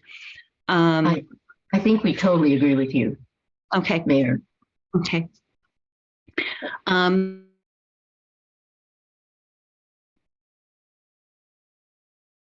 Brad, comments? Brad? Well, yeah, sure. I think I can see both sides, but the ultimate decision appears to be in your hands, regardless of who is input as to who those members or recommendations are going to be. I think I like having a process to try to provide more transparency. And I think that making some tweaks to that, like Linda said, would be appropriate. Let's see. And so you like the process, make some tweaks to make it appropriate going forward. But ultimately, the mayor has the final say anyway. Exactly. That's how it is in the charter right now. Yeah, it is how it is in the charter. Jerry, how about you weighing in? Well, I think Brad's got it right on the money. It's we, unlike the Mayor of Warrington's suggestions, we have not taken that authority away from you. You still need committees. We have tried as a council to make that appointment process easier for the mayor and more transparent and less subject to cynicism from people in the community who think the mayor is unilaterally appointing friends and allies. If the process doesn't work for this mayor in this particular instance, then she should make her own appointments. But I do think the process is a smart idea. It was a step in the right direction. I'm in favor of some of the tweaks I've heard. I haven't heard any suggested tweaks that I couldn't live with. So I think that's the way public policy is supposed to work. You pass something, and then you see how it works. And if you need to go back to fine tune it, you do it. And I'm all in favor of doing that. I do hope that, however the appointments to the Planning Commission play out, I hope that we can get a process in place that we can follow carefully to tee up the recommendations for the Budget Committee. And so that's a lot of work in short order, but you know, we're able to do it. I think we should get to it. Well, Jenna's been working on tweaking those things, and she sends them out to us and we make some responses. And then Jenna, I think you and I are meeting on Saturday, probably too. So I made edits to that document based on what we discussed on Friday. Those edits, I can just, again, we're not voting today, so I can just walk through those quickly if we want to discuss them. Sure. But basically, I moved the section C up, the selection committee process up to Jenna, can you share your screen? Is that possible?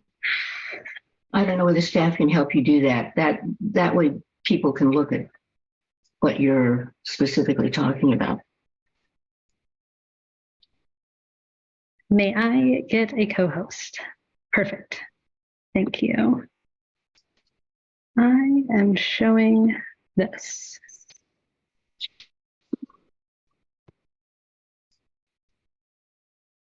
All right, so you should be able to see my Google Doc that I have. We can. The working Google Doc.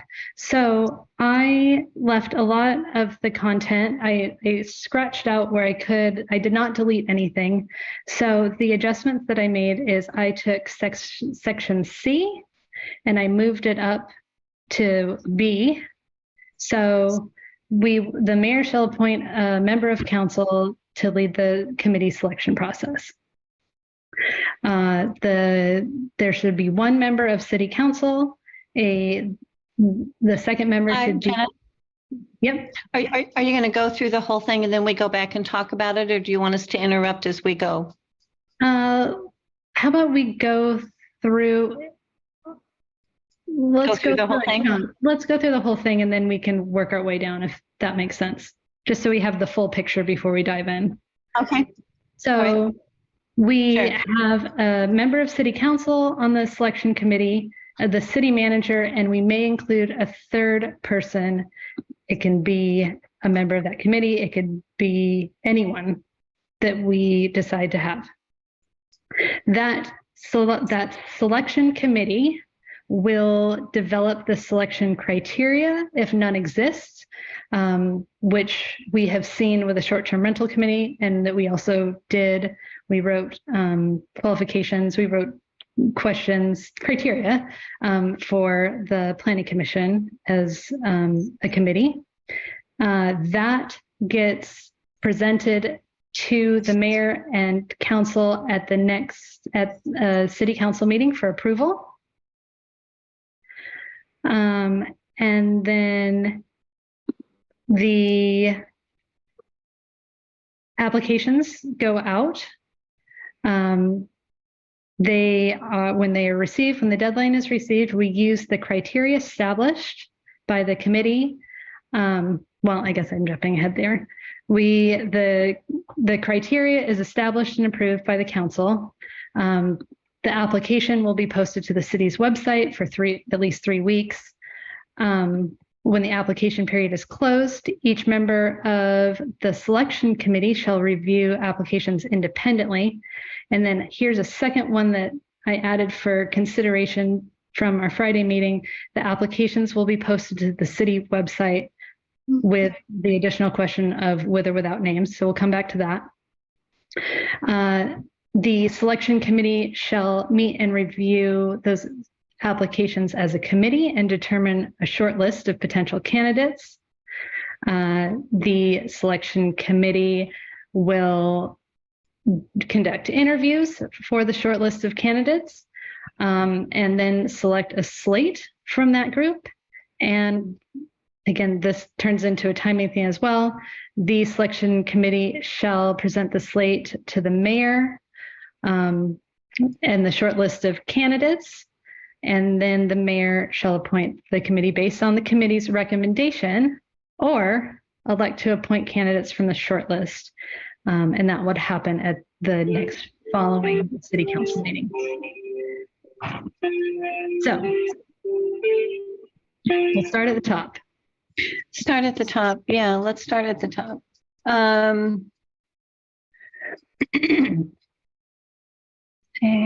I think this A should read, the council shall appoint a member of council, the mayor and council.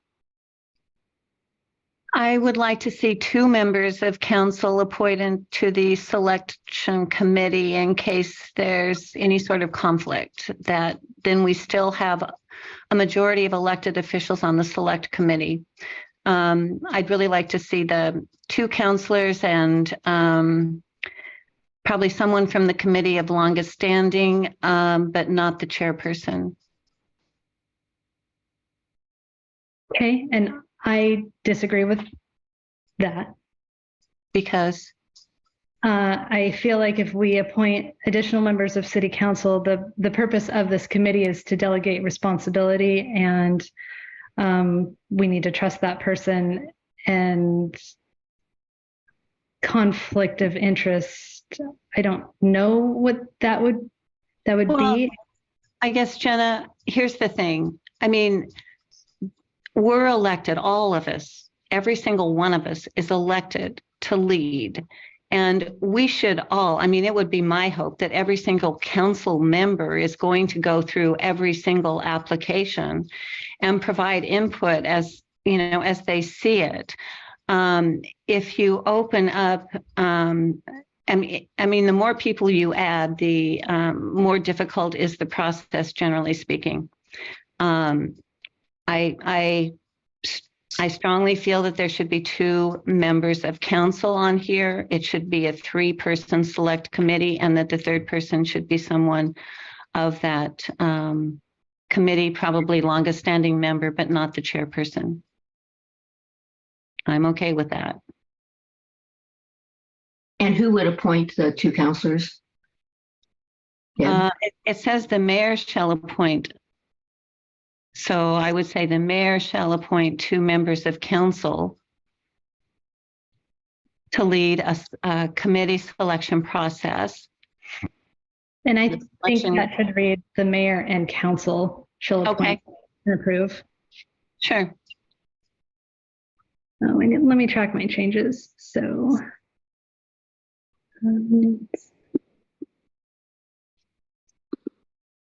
Wait, Jenna, could you do a Google 101 sometime?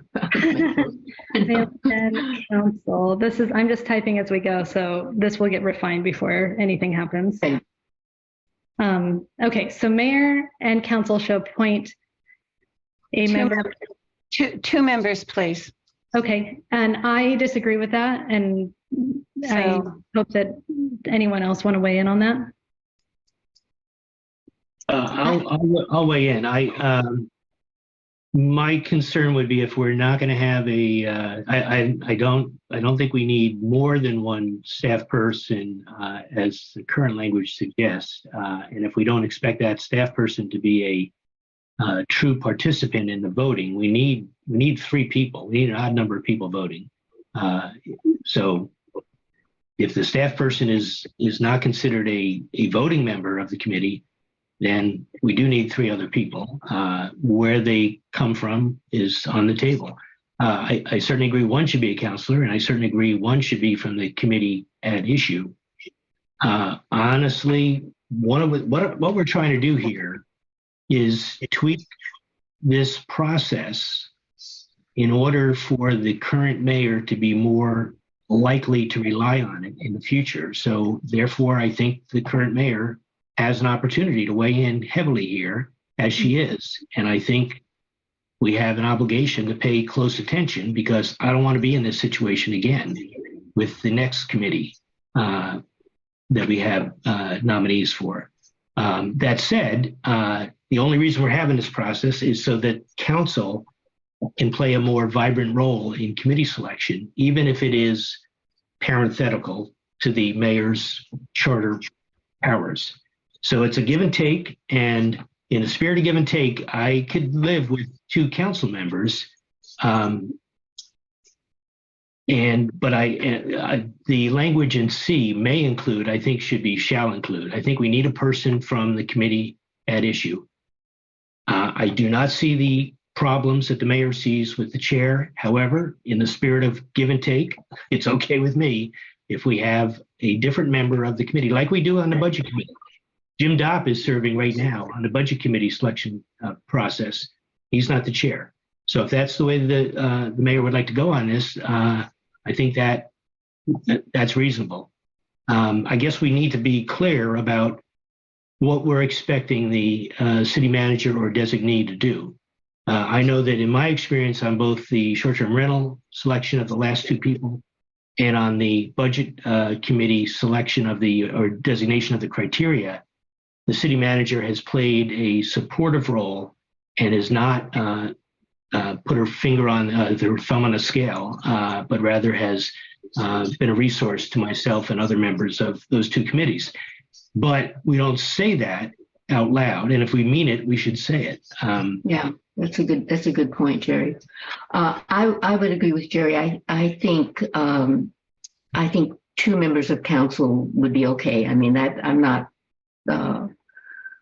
concerned about that. I do think we need 3 people. I, however, disagree about the chair. I think it should be a case by case basis in the specific issue of our specific chairman of the Planning Commission. In my mind, there was nobody better qualified than her to be part of this committee. That may not be true in other committees. I think it should be a case by case basis. I don't think it should be a carte blanche that the chair can never be part of it. I mean, there are situations where the chair is the ideal candidate, and there are situations where it, as in the budget committee, where it really makes sense to have someone else. I would like to leave that decision in the purview of the 2 members of council that lead the committee of the selection process. I have a really hard time with that particular piece, because it's just, I mean, it's going, first of all, if you say, let's leave it up to something, then we're going to be right back where we started, and we're going to be back in an awkward situation. I think we need really clearly defined definitions here to go forward. And, you know, the fact that we're walking through this process, we should get rid of the ambiguity. You don't know who's going to be mayor or chairman or counselor down the road. And yet we should be putting our energy into this proposal as though it's going to be around for a while. Right. I totally agree with that, Deb. And I think we're really saying that there's no definition that it must be, should be, will be the chair. That it is at the discretion of the two city council members to determine who either the most seasoned person on a committee is or not. So I think by saying it the way we are, I think it's fine to do what you want to do, which you are the mayor, and I absolutely agree with Jerry. Ultimately, you need to be pleased with it, but then we need to say it cannot be the chair, and I think that occasionally will mean that we'll not have the best person on that committee. Well, it's, ultimately it's up to the city councilors to do their homework and to pick the best people from the candidate pool. It's a really dangerous precedent to put a chairperson in that position. And I mean, it's asking for problems down the road. And what I'm trying to do is, having gone through, I'm really trying to honor the trust that the people are putting in us, and I'm also trying to develop a system that's going to withstand the test of time over at least the next year, and not get nudged aside in the next round of appointments for some reason or another. I know it sounds a little bit like I'm not willing to give and take here, but I think that the really big pieces are that there are two members of the council on the committee, that there is a committee person appointed to serve on the select committee, but that person not be the chairperson. And, convince me otherwise. I don't think you can be convinced otherwise, and so I think we should move off this issue. However, as long as you've stated it in those stark terms, I will tell you that I don't understand your hesitancy on the chair issue. I do not understand that. Somebody told you it was a bad idea, and now you're dictating to council that will be our policy. And I don't understand where you're coming from. And if you want to elaborate and make it clear, I wish you would. There's a reason. When I sit down and try to understand an issue, I go to a lot of different sources. I went to Warrenton, I went to the Oregon Mayors Association, I went to Mayor in Toledo. I haven't found one who thought having the chairperson on the select committee was a good idea. The reason is that it's no different than having a mayor that you don't trust sit at the kitchen table and appoint his or her friends. I mean, it's no different. We can all say, well, we really trust that person who's the chairperson, but what if you have someone that's not of that caliber? What if you have someone who's not of that same ethical base? I think we need to have I guess I does sound like I'm dictating here, but I think we need to have a base going forward, a process that's not going to be compromised. So let's take out those pieces that present that factor. And I'm going to argue to that point that the chairperson there's still two council members there to make a vote. So if the chair looks like they're nominating their friends, we have two city councilors on there to weigh in. And ultimately we should, I don't want to say give people the benefit of the doubt, because these are serious committees and appointments, but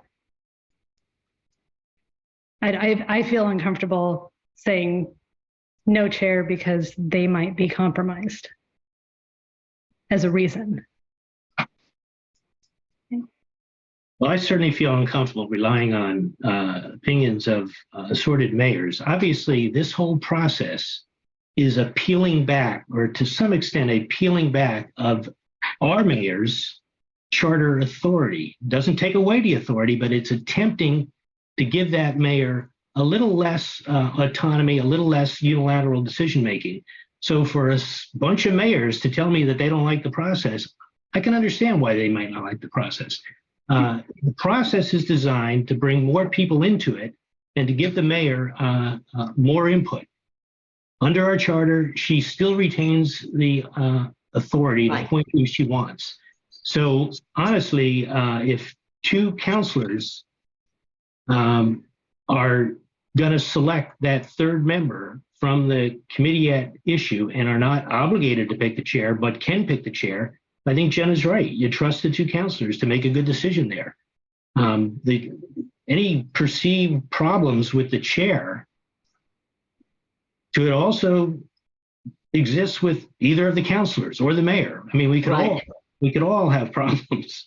But in the end, we got to trust, this process to give the mayor a little more input on who he or she selects. But in the end, we also have to bow to the charter. So the input will be offered. If it's not accepted, so be it. But I guess at this point, if the input's coming primarily because council is responding to the public's requests that we have a more transparent process, then I think council probably should feel pretty good about the process we're putting in place. And right now I'm sensing, although we're not making a vote today on it, but it sounds to me like a few of us have a problem with this chair issue. And I would say that by giving the two counselors the opportunity to consider anybody on the committee at issue, including a chair, if there's any obvious problems with the chair, those two counselors are as competent as the mayor to recognize that and to avoid using the chair. Yep, that was what I was going to say. So if it were to say an existing committee member, this can include another staff member, or I'm on B there, Jenna. Yeah, I'm going to delete, I'm going to strike the authority to give the city manager the right to pick the next member. Okay. Yeah. I don't know why my tracking changes are not working right now, but I'll figure that out. So I'm gonna scratch that if I can figure out how to do that. Thank you. Which I'll just make it red means delete. Oh goodness. There it goes. There you go. Oh, I don't know why it's acting weird, but we'll figure it out. And we want to say shall include a third member designated by the appointed city councilors. Do we want to say, we want to scratch this can include existing, do we want to say that it has to be part of that committee? Or do we just let it be whoever? Because we could also have new committees come up. Right. I probably would prefer to see existing committee member and a removal of another staff member. I think we lend ourselves to problems if we've got non-elected or non-appointed people making decisions that the legislative body is responsible for. So I agree with that. I think if we just say an existing committee member and don't limit it, I think that's a good compromise. Okay. Third member shall include a third member. I will wordsmith this, but third member from existing committee designated by the appointed counselors. Yes. Yeah. All the rest of this will get deleted. Okay. And if it's helpful to, just so folks, because I know we have some examples from other cities, and I would also make sure too that whatever says shall include the city manager or designee should say non-voting member. But I did want to highlight, when I was at the city of Milwaukee, it was a similar situation where the mayor had the ability to make appointments. But in practice, the recent mayors wanted an application process. So they actually had two council members the commission chair or a staff liaison and or both. That's what formed the original committee.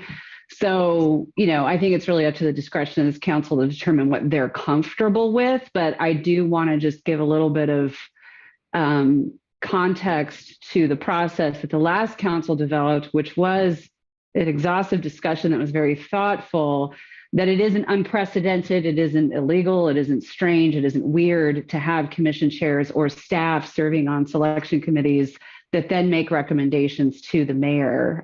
So that was I just wanted to highlight that since we were talking about other examples, that this is not an unprecedented way of doing things, but it really is what this council is most comfortable with. So I think what you're doing is clarifying that, and that's fine. But do make sure that it's very clear that my role is technical support. Thank you. I think your verbiage was really good, Layla, as a non-voting member. Mhm.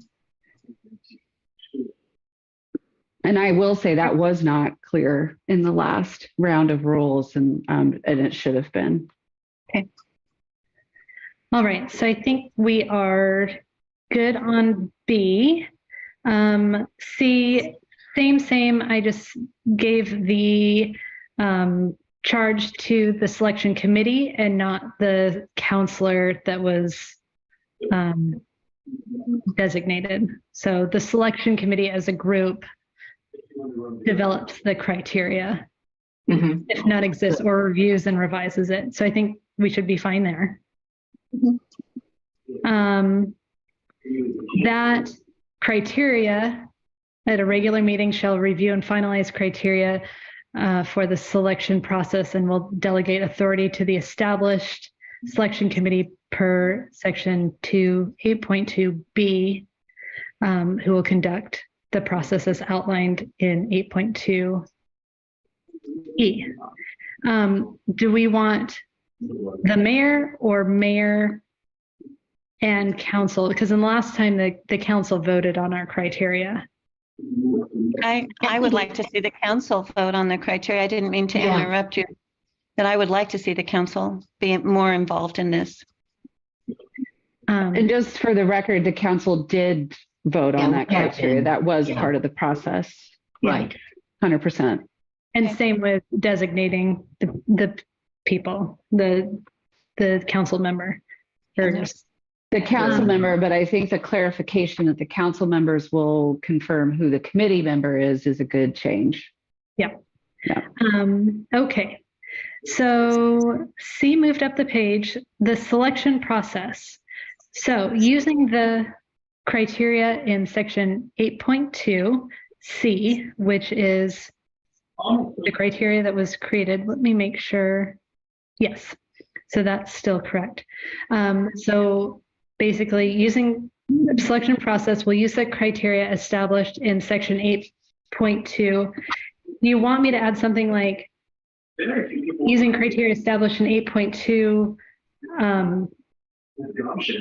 add on the application, something to say like we're using that criteria to write the application?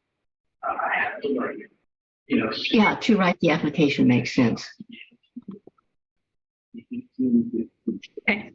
Application will be posted to the city's website for at least 3 weeks. Jen, I have a question about the criteria. Should it be measurable criteria or subjective, or does it need to be? I mean, I don't know if that is something, because it's reviewed and approved by city council. So that hopefully gets spelled out in that process. Okay. Yeah. Applications will be posted for 3 weeks. Application period is closed. Those applications go to each member of the selection committee to review independently. That was all in there. The next item is the applicant. This is what I heard from Friday. The application will be posted to the city's website. And then the other follow-up question to that is with or without names. So I will start this conversation. I I do not think that the applications should be posted to the city website. I think in a larger town, that's one thing, but we are a small town and I think it could turn into a problem. And I also, actually, more importantly, I think it could deter people from volunteering and applying. So I'll take the counter argument. Jenna, one of the things that has been a big learning curve for me in government is that we're a public body and everything we do is done in public. And I believe that it's important for the community to know who has applied and why they have applied. So I would take the counter argument to that. I believe it should be posted with the names. It's common practice, I think, in most cities, larger cities anyway. I don't know about ones our size, that the applications be posted. Excuse me, go ahead, Deb. I was just going to say, it's not hard to, I mean, if you withhold the name, it's not hard to kind of connect the dots, but I certainly wouldn't want to deter anyone from applying, because of that piece there. And yet we have a responsibility to represent all people. And if the public has a chance to go through the applications and weigh in, then that's another important piece. So I would say the application should be posted publicly to the website. And I'm not married to with or without names either way. I can accept either. Well, the thing that is true of Manzanita is that we are a very curious group. And I can guarantee you that 24 hours after the blinded or ABCD resumes are up there, we'll know who they are. I mean, that's just Manzanita. We'll figure it out. So I think either don't do it or do it with names. I agree. Yeah, I agree with Linda, and I think the name should be posted. I think people should be recognized for volunteering. And there's that too. Yeah. I do think that the people that do end up being appointed, that their applications are posted, so you can review what those applications look like and the content that was included. What about the case of, if we do post applications, what about the case of incomplete applications? Does everything get posted or do we not post it? So one of the things I did like in the Warrenton letter that I thought was appropriate, and that is that the staff gets the applications. If they're not complete, Right. they don't go forward. Right. They're vetted through the staff. I think would be the step there. And I thought that was, I think the committee would do that anyway, but I think that just is very clear. The applications need to be complete before they go to the selection committee.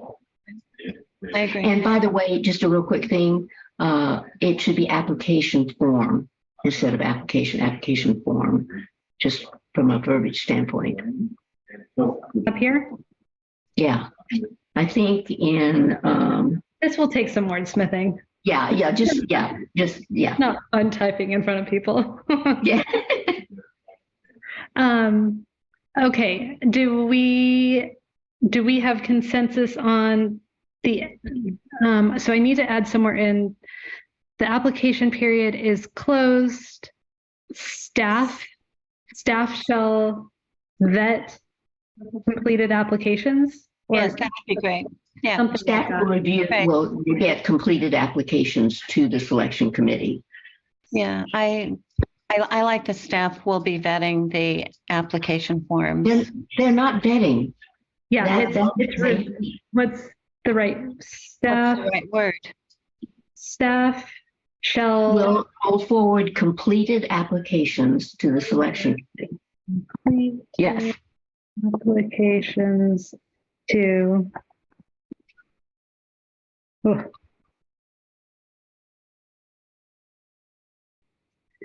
Staff shall forward completed applications to each member of the selection committee Perfect. to review. I'll fix this, but Yeah. we okay. And then applications. I'm hesitant about applications will be posted to the website, but I do think if they are, they should include names so it's not. I agree. I mean, I think you could just actually remove that last part. The applications will be posted to the city website, Jenna.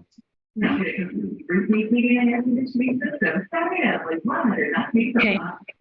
So my formatting is now getting out of whack. So that's what happens when the applications period is closed. Staff will forward complete applications to the selection committee and post those to the city website. Right. Next, the selection committee shall meet to review applications as a committee and determine a short list of potential candidates. Can I weigh in here just a little bit? I think I've talked about this before, but instead of determine a short list, I would really like to see rank the applications in order of preference so that when this list comes before the mayor, if there's an issue with one, then the mayor would know who's next in line per the guidance of this committee. Well, you haven't done the interview process yet, which is the point at which the applicants are determined, or the selected applicants are determined. So it needs to be after the interview process.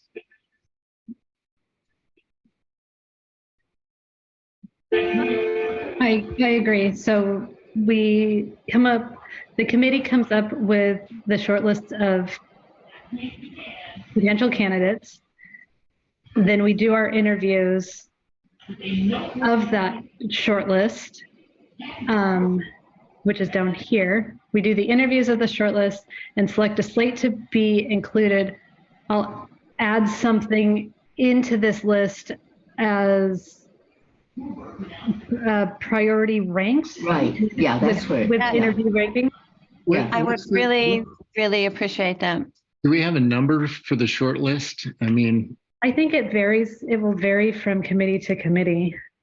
And how many applicants? The number you of have. applications. Yeah, number of applicants. Yeah. Now, can I ask a question? Does the mayor have a right to go in and interview people that weren't previously interviewed in making a decision? I mean, is that an option? Not according to this process. I don't. Not believe. according to this process. So, what's your thoughts on interviewing all candidates as opposed to a short list? I know I've heard Linda say several times that sometimes you never know until you get to the interview part. So generally, we're not overwhelmed with volunteer applications. Is it reasonable to leave the option out there so that all candidates could be interviewed and not cut to a short list?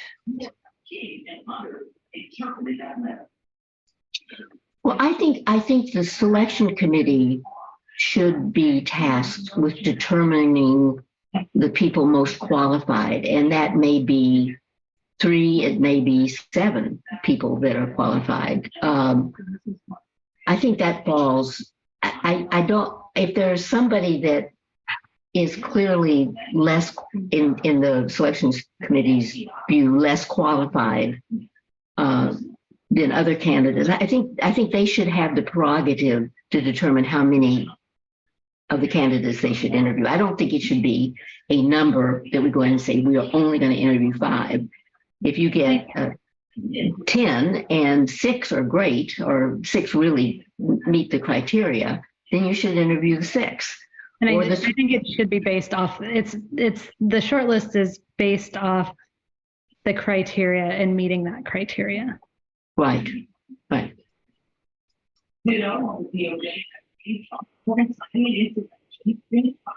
Anything else on the interview and the short list?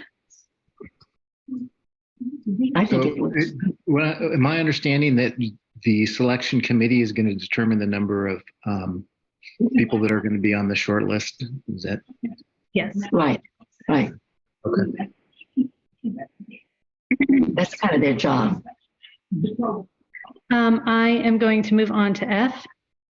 This is where the timing gets sticky, which is we ran into it with short-term rentals with weird communication, and then we made a point not to have a weird communication breakdown with the Planning Commission, and that has led us to this sticky point. So the selection committee will establish an interview, the short list of candidates, select their slate, and rank the priority.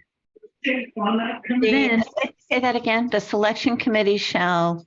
and I need to reword this, but basically the selection committee conducts their interviews, selects their slate of candidates, and ranks all the people in that short list based on their interviews.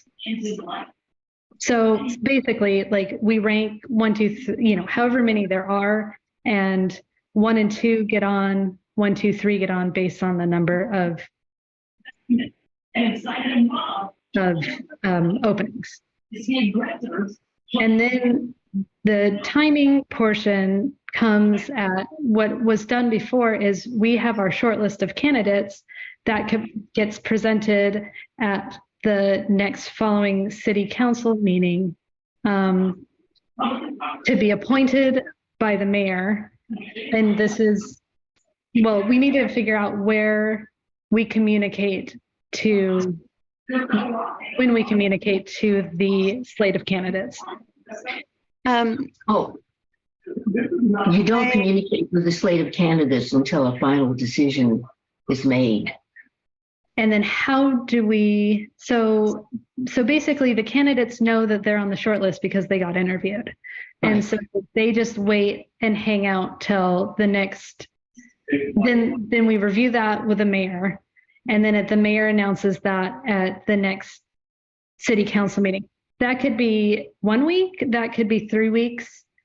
And that maybe one of our candidates says, never mind, I don't want to. So I think it's important that we announce to the slate, like, you've been selected, and then they're like, never mind. That No, would well, look really bad. The way we're doing it now, Jenna, is, at least in my view, is that the mayor is making the final decision. So once she's reviewed the candidates, she's reviewed your selected candidates that are prioritized. She's made a decision from those candidates. Then the decision is made. There's not a vote of council at this point. So at that point, everybody should be notified. But I don't think they should be notified until after the mayor has reviewed. And that's done outside of a city council meeting. Yes, I would think yes. so, yeah. Mhm. Okay, so I mean, that's the way I read it. Yep. Layla, am I reading that correctly? I think that's fine. I would just want to double check.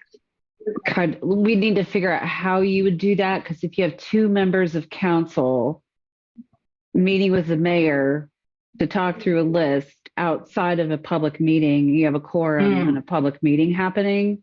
Good point. So, and because you have 2 members of council on the committee making the recommendation that if you even had 1 talking to the mayor, you still ultimately have a quorum because you've talked with a 3rd person. But since it's an appointment, I think it should be fine. But we can have this all looked at and make sure that it's Okay, if you'd run that past, making Sure. sure we're not getting in trouble, that'd be great.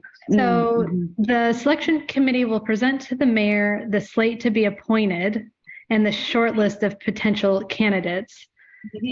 So what's the difference between the short list of potential candidates? So is this back to being a ranking? Like if there's Yeah. 5 of them, you're going to present 5 in order would be, in ranking of, Yeah, I think this would be like, in this case, here's our 3.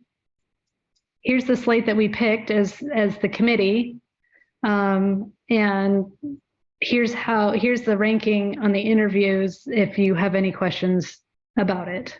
okay, so the short list is represented by those who were interviewed. Is that correct? Okay. Yeah. And then, so that will get presented to the mayor. The mayor shall appoint the committee based on the committee's recommendations or elect to appoint candidates from the short list. Scratch the next available council meeting and say, like, ASAP? I don't know. Yeah, is it possible for, is there, it's such a timely thing and there's so much, would we be able to, for example, approve this list at a work session? But it's not really approving, it's appointing. So the way I see it, and Layla, correct me if I'm wrong, is we would present the slate, you would select and make your final decision. At that point, you can make the appointment and notify everyone. And then as a courtesy, at the next regular meeting, you officially introduce the new candidate. Yeah. And I would just recommend, just for good record keeping, and the way that sort of traditionally been done here and in other cities I've worked in, is that you do pass a resolution. It's a courtesy as the council, but that the mayor recommends adoption of a resolution, because then it's documented in our city records. Those folks are appointed by resolution. So when the mayor made appointments, the mayor just made an appointment, and then it was on the consent agenda as a resolution. So I just think it's good for just transparency, and it's good to have a paper record. Okay. Yeah. Do we need to include that in this verbiage? I think if you want this to be a process that lives beyond us here today, that kind of specificity would probably be beneficial. Okay. So, yes, Jenna? Well, I understood what Layla said, but I didn't catch your verbiage. And can we kind of hone this a little bit more? We're at 4, I don't know, my clock died, but we're at what? 4:11. 4:11, yeah. And so we're running over a bit, and we've been kind of looking at this process over the last couple of days in through our emails. Can we finalize this through emails and move? We have a meeting coming up on, I think it's Wednesday. Is that right? Yes, right. So if Jenna kind of gets the format so that she feels comfortable with it, given what we said, then make sure we see it, and then we can. And so we have a time to review it and then finalize it. That we agree that this is the next step in the meeting on the 18th. It should take a few minutes, and I just want to make a change in F. What the mayor's been asking for is a ranked short list of potential candidates. Okay. And that makes sense to me. Yeah. A short list of potential candidates. And that may be other places too, but it really stood out. That clarifies. Yeah. And the cleanest way to do the next steps, I think, Linda, you said this, but I can work with Jenna to finalize the recommendation, and then we can bring that back to council. So we shouldn't be sending this around to council to copy edit between now and next week, but I can work with one of you to do that and then present that to the council if you want to turn next week was just City Hall. So are we saying now we're going to add this as an agenda item? That'd be great. That'd be great. That's a much better way to do that. Okay. Can we put it up in the front of the meeting so you can knock it out, or? Yeah. Deb, I have a question. Are you going to use this this new recommendation committee or selection committee, or whatever we're going to call it? Are you going to use this now for reestablishing the planning commission as far as candidates? How are we going to solve the? You know, the biggest issue was just not having any clue of how the three names arrived in front of me. That was it. I'm meeting with Jenna and Karen on Saturday to sit down and go through their notes and their process and the applications again. And I am really hopeful that we can come to an agreement. Okay, so With the candidates, are you talking about the selection of the candidates then? Getting questions answered and being able to rank them, yes.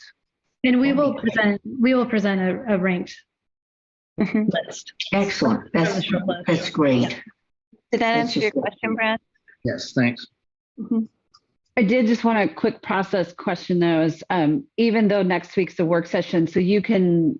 No, isn't it a city council meeting? No, No, the next it's a city work council meeting is, the council meetings are the first Wednesday after the first Monday. So that's I see. February You're 8th. not, okay, yeah, you're not. Yeah, talking- next week's a special, it's a work session also, so there's no decisions to be made at that. So I just want to clarify, you'll be kind of getting general consensus on the language, and then you would make, your action would be in February.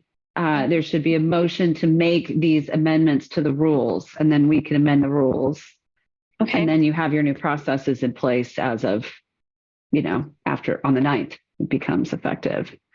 So that would be the next step. I'm sorry, but if we have consensus next Wednesday, I would hope we can plow forward with the budget committee process and not wait for a formal vote.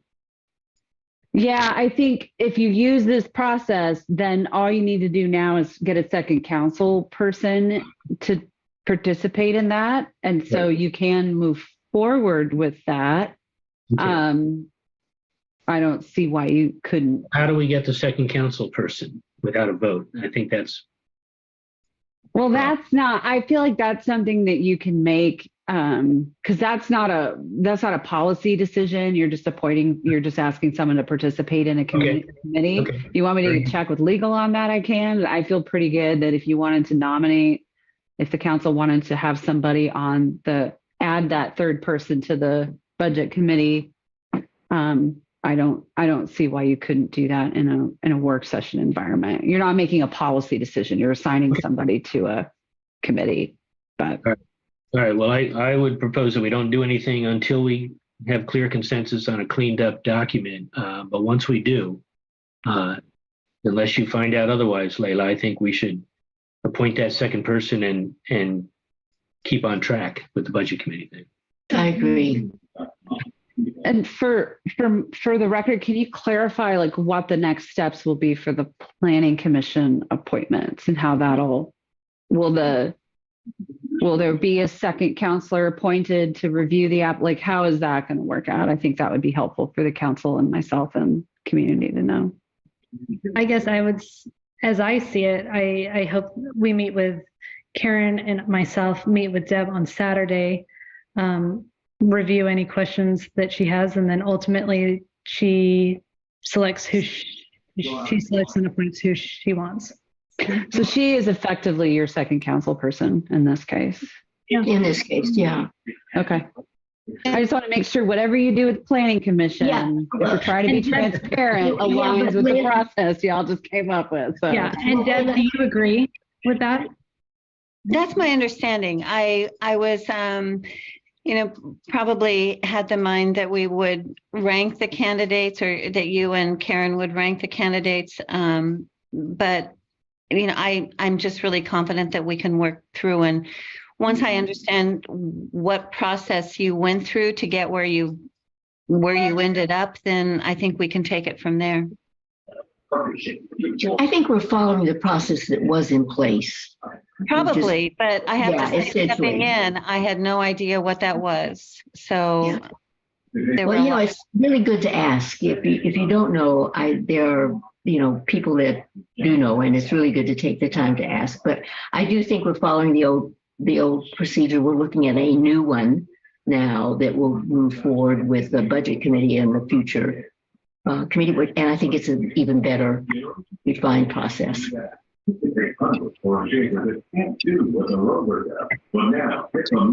Any other discussion on this?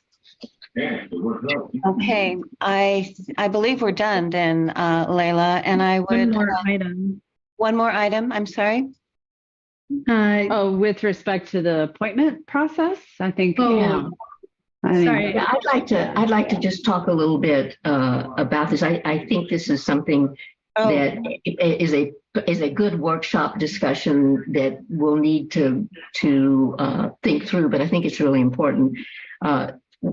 Because we're a new council, I would suggest that we need to be very clear in the criteria that we use to put public requests on the agenda. I think right now we don't have a formalized process. I think it would be really important to do so. Council's work sessions are focused on the people's business, and the meetings are focused on really getting business done. Adding an individual's concern to the agenda is a big deal. I mean, it's important. So what criteria should we think about as we're thinking about adding an agenda item? And I have a couple of suggestions to kind of kick it off. Does the request rise to the level of broad public interest? Will a public discussion contribute to the public's understanding? The clarity of the request, what exactly are the expectations? What is the purpose or anticipated outcome by adding this to the agenda? And what precedent are we setting by adding the item to the agenda? So I think it's really important that we as a new council be comfortable with a process that then the mayor and the city manager, as they are putting agenda items on the agenda, have a process that we want to follow.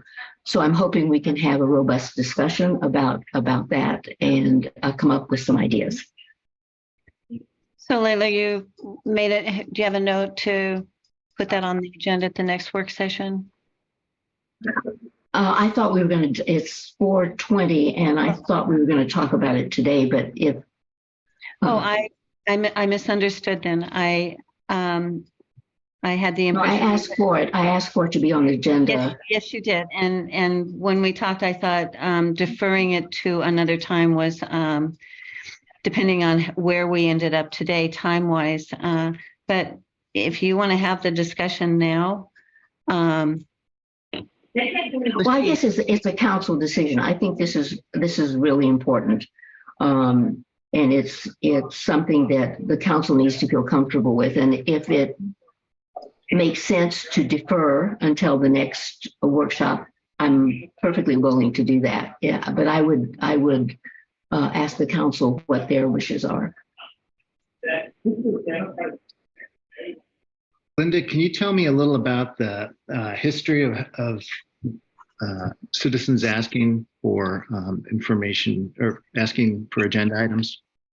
So I would like to defer that to Layla in terms of what the process has been. Yeah, so right now, the way the rules are written, and I don't have them right in front of me, is that a member of the community can put forward a request to be on the agenda if they submit their request 2 weeks in advance of the meeting in which the agenda item they want to be discussed is on. So the city manager can review that, and then kind of according to how we sort of agenda these things, determine whether or not it gets put on the agenda or if it gets put forward to a future agenda. I had legal kind of clarify, we're under no obligation to put community-driven agenda items on to the agenda, but the rules are pretty vague about how we determine the way that works. And so I had probably a handful of requests last year for specific items to be added to the agenda. We did not add them as agenda items. So these would be items that are listed on the agenda and would basically provide an opportunity for dialogue between the person submitting the request on the agenda and the council. So it opens up that kind of window. What we did in the last several is we kind of used the same, similar to measures. It's actually like the same page that Linda described, was like, is it going to add, is it in the public interest? Is there sort of a clear ask here? And I worked with the last mayor on that, and then we would actually kind of poll the council. And if there wasn't any real interest on the council, we didn't feel like it hit those thresholds, then it wasn't added to the agenda. But the folks submitting the information, because if you submit something that's on the agenda, then it has to be posted as part of the packet. And so what we did was we either acknowledged that, let the folks know that they could come to community comment if they wanted an opportunity to express their views and be heard verbally. The information they shared was included as part of the packet, but they didn't get a line item on the agenda. And so just kind of given this new council, and we have a request, it's helpful for me to have some clarity around what should we as the council and city manager be looking at in order to evaluate whether or not something that's requested should be put on the agenda. So that's the history. So we had a few last year. Most of those are resolved outside of an agenda item, and then folks were offered an opportunity to speak during the community comment period.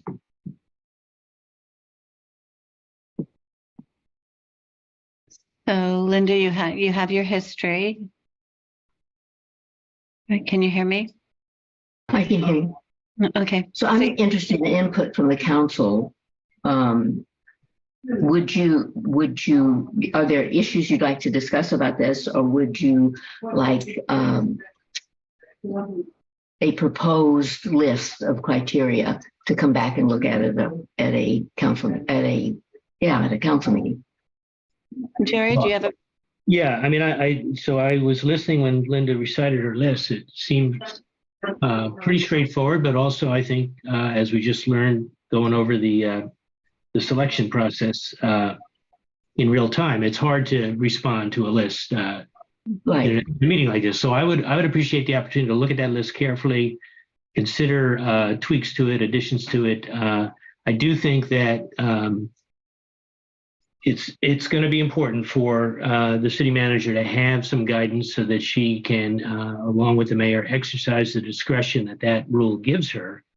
But the community should understand that there is, of course, another way to get on the agenda, and that is to have one council member bring forward a agenda request with 2 weeks' notice before a meeting. So to suggest that we're creating too high a bar for citizens to get on before council, I think it would be inaccurate. First of all, until we see the criteria, we can't establish whether the bar is too high. But there is that second alternative method. I mean, if a request does not satisfy the criteria that Linda's talking about in the eyes of the city manager and the mayor, then the same request can come through a individual council member. So I think there are ways for the public to be heard and to get to council, and they should be freely exercised. But in the case of the discretionary call that the city manager and the mayor have here, I think discretion is best exercised when there's some guidelines in place to help the person exercising doing it right. Well, and that's a really good point, Jerry. So if a counselor feels as strongly or strongly about an issue, then they can get it on the agenda. So that absolutely makes sense. So I propose that I'll put this in writing in a format through Layla, distribute it to the city council, and we can talk about it at the next council meeting. Does that make sense? Next week, do you mean? No, that's not a council meeting. That's a workshop. I think it's, I Isn't think next it's week a special council meeting for the city hall? It is. No. It's just City Hall. yeah.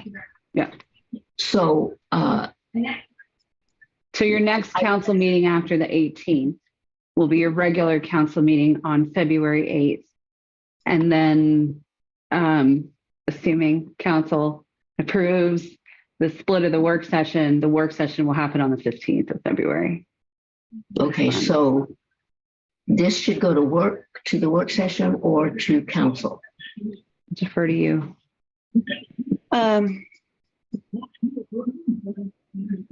It seems to me like it's a work session issue. Okay. Brad, you had comments about the process here? Did you have any comments? No, I just was Okay. curious about the history, and I'd like to Yeah. hear the criteria that Linda is going to write up. Okay, and Jenna? Yeah, I look forward to seeing, I liked everything that I heard and just to have it so I can look at it more. I am worried about our next work session based on our goals from last Friday. The City Hall is a really important meeting and I don't want to clutter that agenda. I want that one to stay very focused. Yeah, agenda, I really agree with that. I'm thinking of the workshop in the future. It shouldn't be on the 18th. It's not that critical that we make that decision. Yeah, but I think that having criteria and certainly a benchmark is great, would be great and really helpful. So, Linda, you supported the process as it was in the past. And if I understand correctly, then you're saying that what was passed previously has some issues and needs tweaking going forward. Is that it? That's a great question, Deb. There is no process. There is kind of an informal process right now. What I'm asking for is to formalize it. Okay. So that there's very clear expectations. So it's certainly more specific than it is right now. So it's just taking in general what we've used and making it very, very specific. I mean, doing something that this council in particular is comfortable with. Right. Because there was a informal norm that worked for the last council. I want to make sure that there's a formal or informal norm that works for this council. Do you have anything to add, Layla? No, I don't.